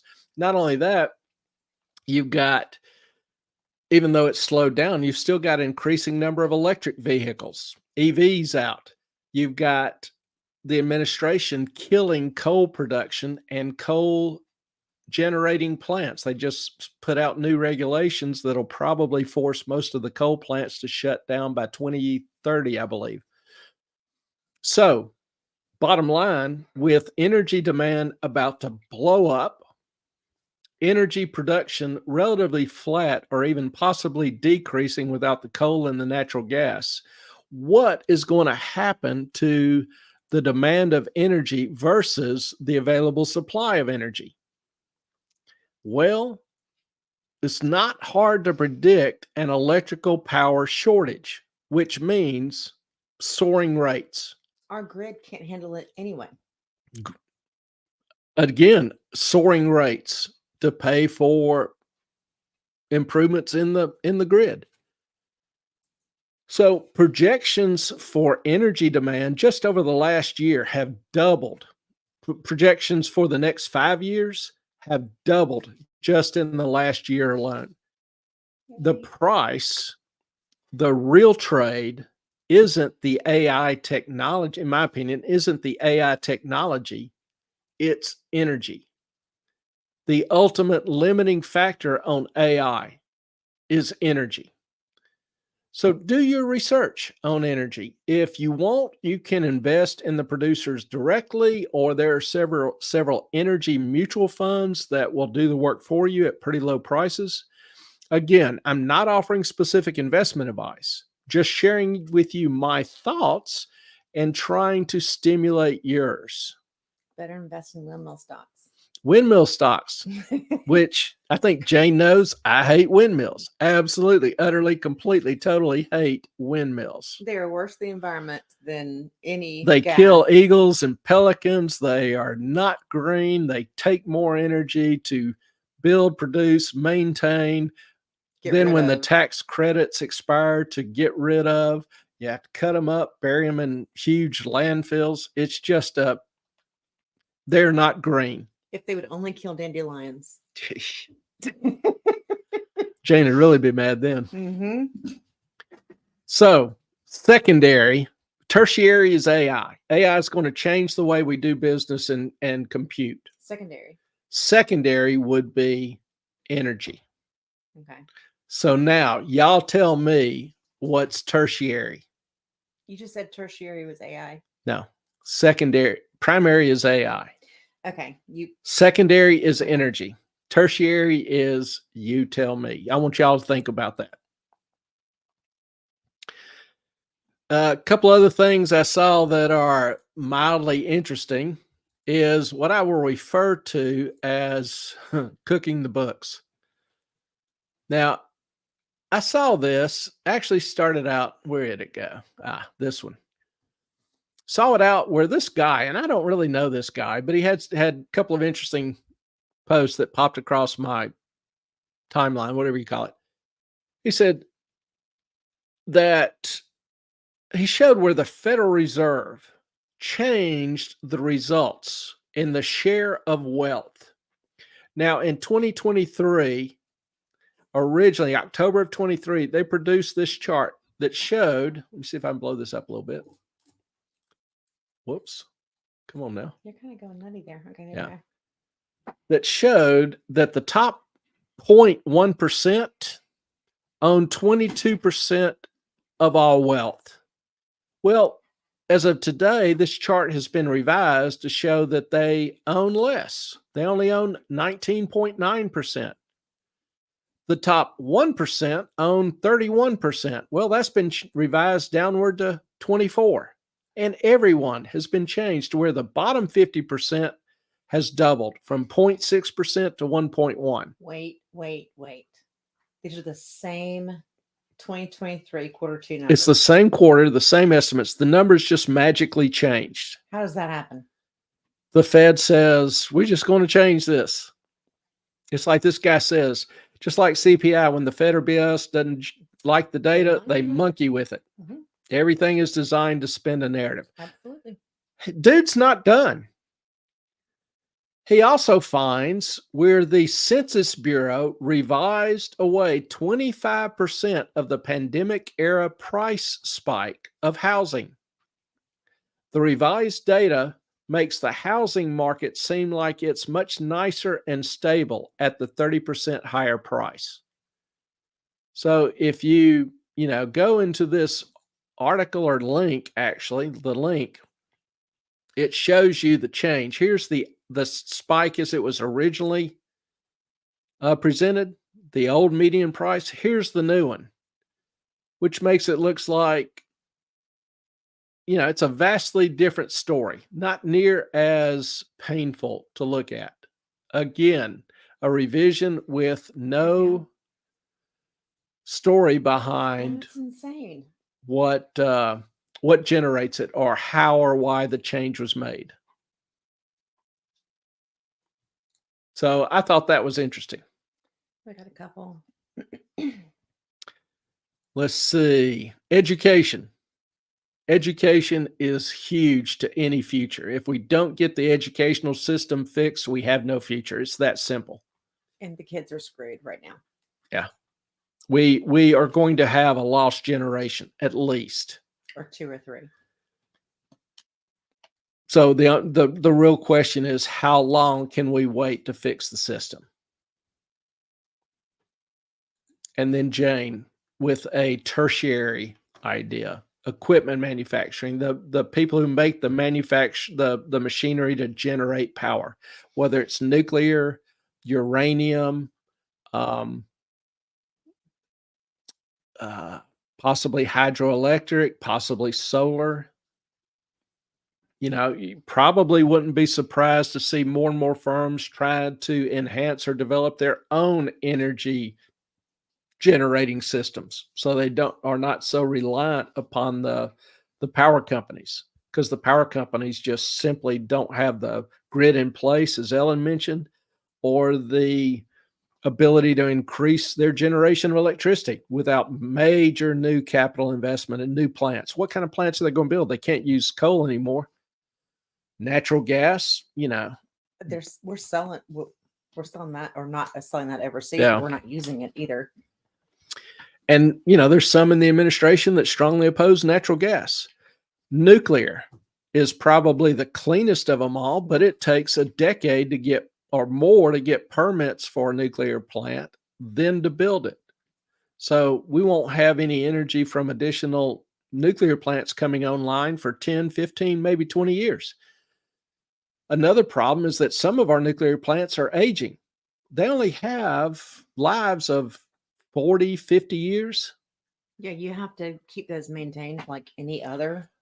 Well, not only maintain, but you have to replace stuff. So you have to shut them down, and that's a pretty damn big deal. That's not done overnight. So, as some of these nuclear plants reach their lives and have to shut down, that's going to be a problem. They don't want them to be redone, though. They don't want them to come back online.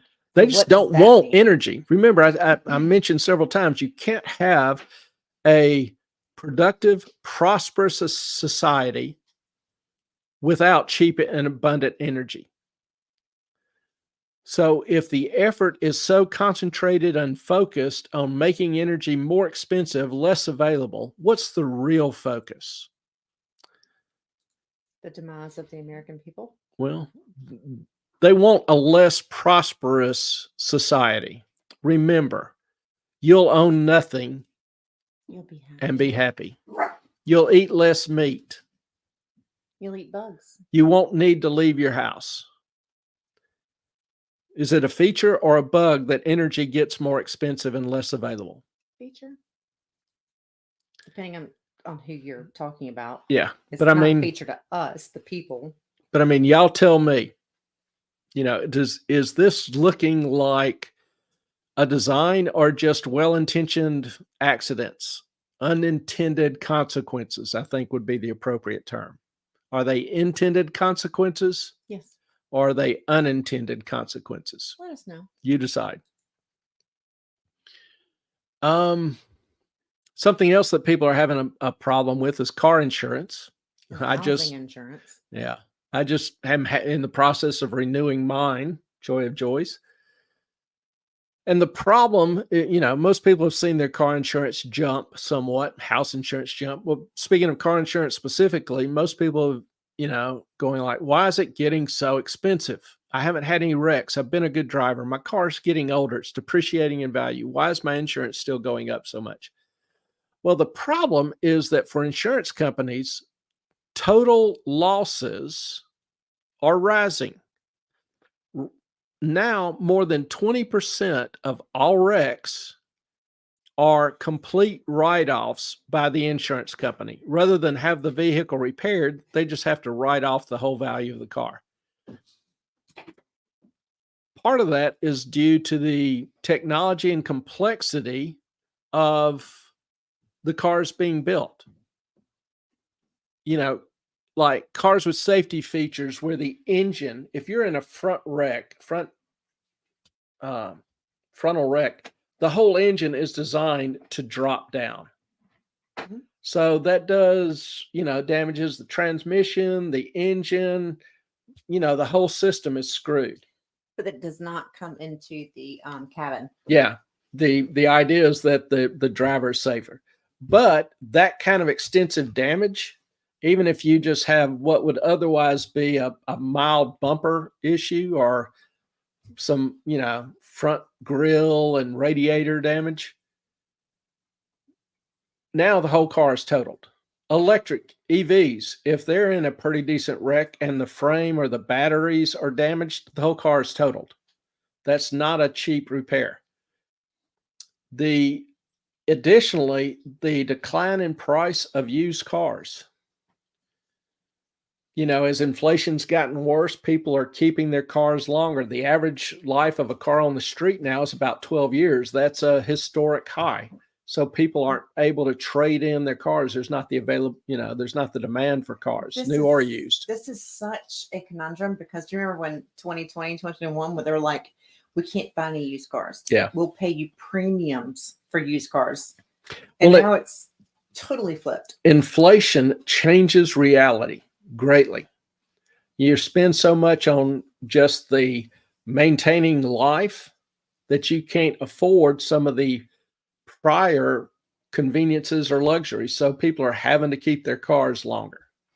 And Melissa, oh, and Jane, I know, turn it all off. You're waiting.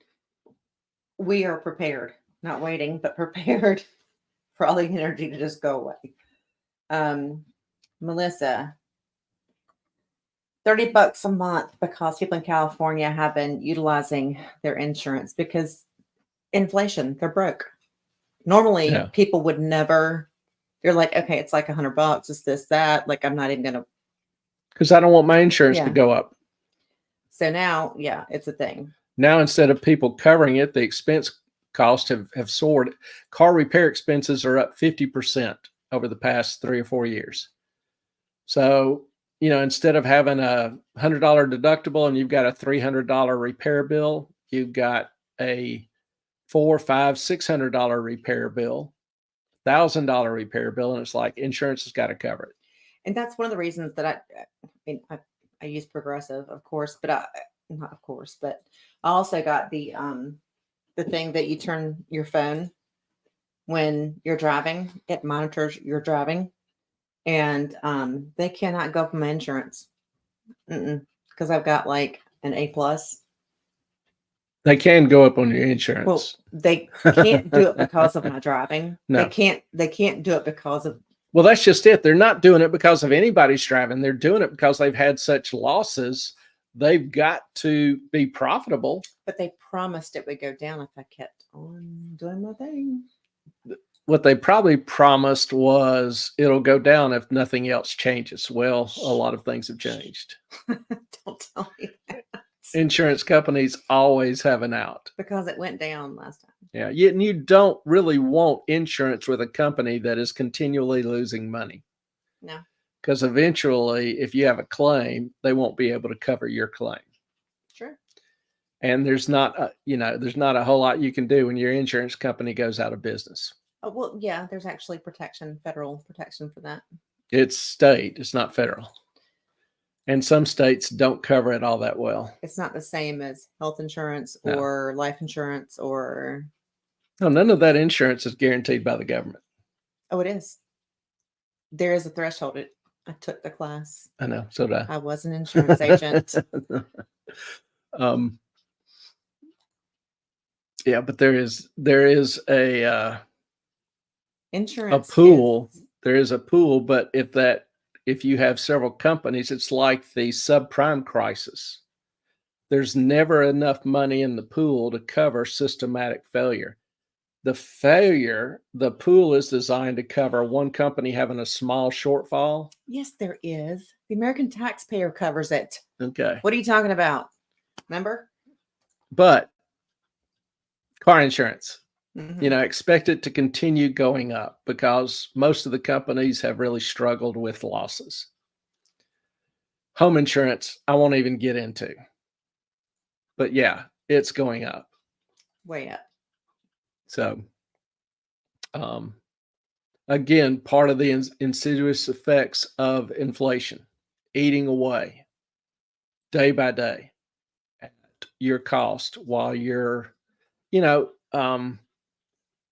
insurance isn't even included in CPI. So if your Sadly. rates are doubling, yeah, your actual costs have increased, but it won't show up in CPI. Anyway, I heard like if food's gone up like almost 79% total in the past 3 years. And it's not done Wages yet. Have not. Yeah. They have not gone up nearly that, which is, I mean, I get it, obviously, but still, like, stop telling us that there's no inflation. That inflation is minimal. That inflation is not a big deal. That y'all can do the things. No, that's not how that works. yeah, it is. It's not done yet. Unfortunately, I hate to be the bearer of bad news, but it ain't done yet. So it will, particularly as government continues spending more and more. And the Fed has been terribly hesitant at hiking rates to try to kill it off once and for all, because it'll increase the cost of the government's interest expense. Which will kill us all. So the Fed is kind of screwed. It's between a rock and a hard place. I don't envy them. But They did create this, did they not? do expect higher for longer.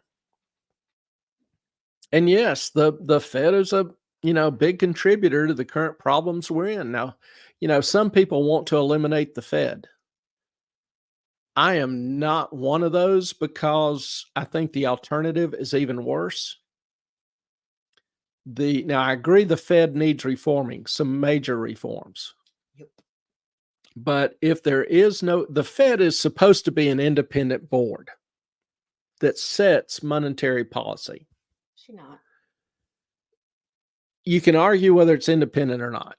I have two problems with the Fed. One is that it's made up solely of academics. There are no practitioners, people who've actually been involved in lending money. They're all academics and theoreticians. Moffat. Second problem I have with the Fed is that it's whimsical. It uses warm fuzzies. It doesn't have a clear decision-making process. It uses warm fuzzies couched in the sophistication of non-transparent theories that continually have a poor track record of predicting the future. So I don't know, of succeeding. And I would rather see that replaced with a rule called the Taylor Rule, developed by John Taylor out of Stanford University. This was the guidance that governed the Fed largely through the 80s and early 90s, when we had very stable interest rates and, very relatively strong growth. The Taylor Rule basically looks at the growth of GDP and inflation, and then it adjusts the interest rate. So that rule, known and understood by everybody, extremely transparent In the financial world. in the financial world. If inflation starts ticking up, that rule will tick up interest rates. So inflation is almost always held in moderate check. Secondly, if inflation eases, the rule will drop the interest rates so that capital is more available. So to me, that rule provides the best technique for regular adjustment of interest rates. Now, if there is a crisis like 9/11, if there is a crisis like the subprime crisis, the Fed, with its ability to be the lender of last resort, is invaluable. We literally would be trading bearskin rugs under a tree if the Fed didn't exist on 9/11, if the Fed didn't exist in the subprime crisis. The alternative to having the independent board is having the president and the secretary of the Treasury setting monetary policy. No, thank you. So, how many people want politicians controlling the money supply and the price of money? I think that would be heartily unadvisable. Also, there would be no lender of last resort. So that, unless the Treasury started doing that, took on that role, which they probably would have to. So to me, I understand the anger and even disgust with the Federal Reserve. I kind of share that. Just the disenchantment. But I don't want to throw the baby out with the bathwater. The bathwater needs changing. Well, I think that people like Janet Yellen just make it impossible to respect the Federal Reserve. Well, that's what I was saying about, somebody that just deals in empty theory with no experience and who holds beliefs that haven't worked and maintains those beliefs. How old is she? That's what I was going to say. I don't know. And she's never worked in finance? No. Okay. No, that's not how this works. You say worked in finance. Most of them have been academics or worked in a political position. That's not how finance works. Yeah. So I'd like somebody that's got a little skin in the game. Yeah. If you got something to lose, you're going to make better decisions than if you don't. Yep. So that's why I'm hesitant to say get rid of the Fed. The alternative, I think, would ultimately be vastly worse. But if they're academics and the president and whoever also academics, what difference does that make? Should there be better rules regarding who gets to be? Well, the Fed has kind of an impossible task. It's given two mandates by Congress. One is to keep inflation low, and two, maintain full employment. Well, economically, those two are at odds. Yeah, they can't do. Because with full employment, you have high demand for goods. High demand for goods means that prices go up. Low inflation generally is more associated with less than full employment when demand drops. there's not as much demand for goods and services as there would be with full employment. So the two mandates are kind of butting heads. And so that's a delicate line for the Fed to walk.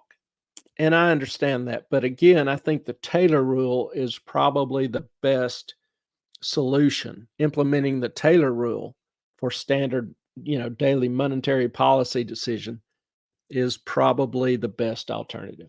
And I would like to see that. And then have people with skin in the game who understand the dynamics of credit and lending, the risk associated with it, the risk of gross money supply growth, there to handle deviations from the Taylor rule, to handle emergencies. You would think people in government would want that. People in government generally want power, and power means allowing them to exercise their whimsy. But you would want the best monetary policy for the country. Well, the people in power currently think they do. You can ask them if you doubt me. Oh, I know. They tell us all the time. Yeah. There's no inflation. Everything's just fine. All is What are you well. All worried is about? well.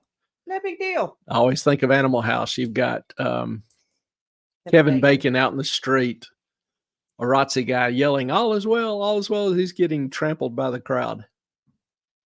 So It is unfortunately, organized chaos. Unfortunately, I can't use that video clip because there is copyright infringement. And so I already got one strike using that. I'm tempted to go for 2, but I'm not going to We've do it. gotten lots of strikes. We're still on yellow. So I'm trying to clean up my act because we are professionals. We're trying to do better. Yeah. Thank you, YouTube. I'm trying to be less annoying. And all right. Well, Ellen's obviously in a much better mood since she got her pizza. So Yes, we're all happy my with that. belly's- It's almost not. I'm not a pumpkin. How did that happen? The igloo warmed your blood up. I had to come down here to get warm. Like, That's it's so funny. cold. That's funny. Yeah. Well, let me ask y'all, do y'all have any other questions, comments? We have really enjoyed being with you tonight. It's past my bedtime. It's way past my bedtime, but And- I got and she's some pizza. And she's doing well. Yeah. Pizza cures all things. And she gets the most boring pizza. It's cheese and pepperoni. It's It just was like free. I it's- had points. It was free. it's like an 8th grader. It was free. To me, pizzas, potatoes, and hot dogs are made to pile stuff on. That's the only reason they exist. And you load those puppies up. It was free. I had to pay a tip. That was it. But we will do the macaroni and cheese video for you members if you want to know how to make it. Clay will have to video it. Yeah, we'll see how that turns out. Melissa, if you've got any video tips for me, send them quickly. Oh, stop it. You know how to do it. I'm not running around with my camera filming stuff usually. That's not me. But Just we'll be in the kitchen. That's it. And just hit. Not that hard. Okay, here's Ellen searching for a pot she knows somewhere's in the kitchen. We can edit it, Clay. There's going to be a lot of commentary. But we promised y'all some recipe videos. So we thought about doing it live. We've had a little trouble executing that because of the equipment technology and just the schedule the past few months has been. Yeah, Clay's been super. Don't let the lens steam up. Don't worry. Ellen needs something cut. I try not to let Ellen handle too many sharp objects. This is true. I'm not he's not lying. This Yeah. is the thing. I bought her Kevlar gloves, and we've gone through 3 mandolins trying to find one that's safe. 2 mandolins. Do it live. It will be funnier. It probably will be. It'll be as hell. Because he loves to give me crap when I'm cooking. But I did cut off a quarter of my thumb. That was fun. Yeah. So, that's when he bought the gloves. So yeah, now if she picks up a knife, I usually leap into action. He usually hits me on the head and knocks me out. Beggars can't be choosers. It was free, Clay. Mm-hmm. Yeah, but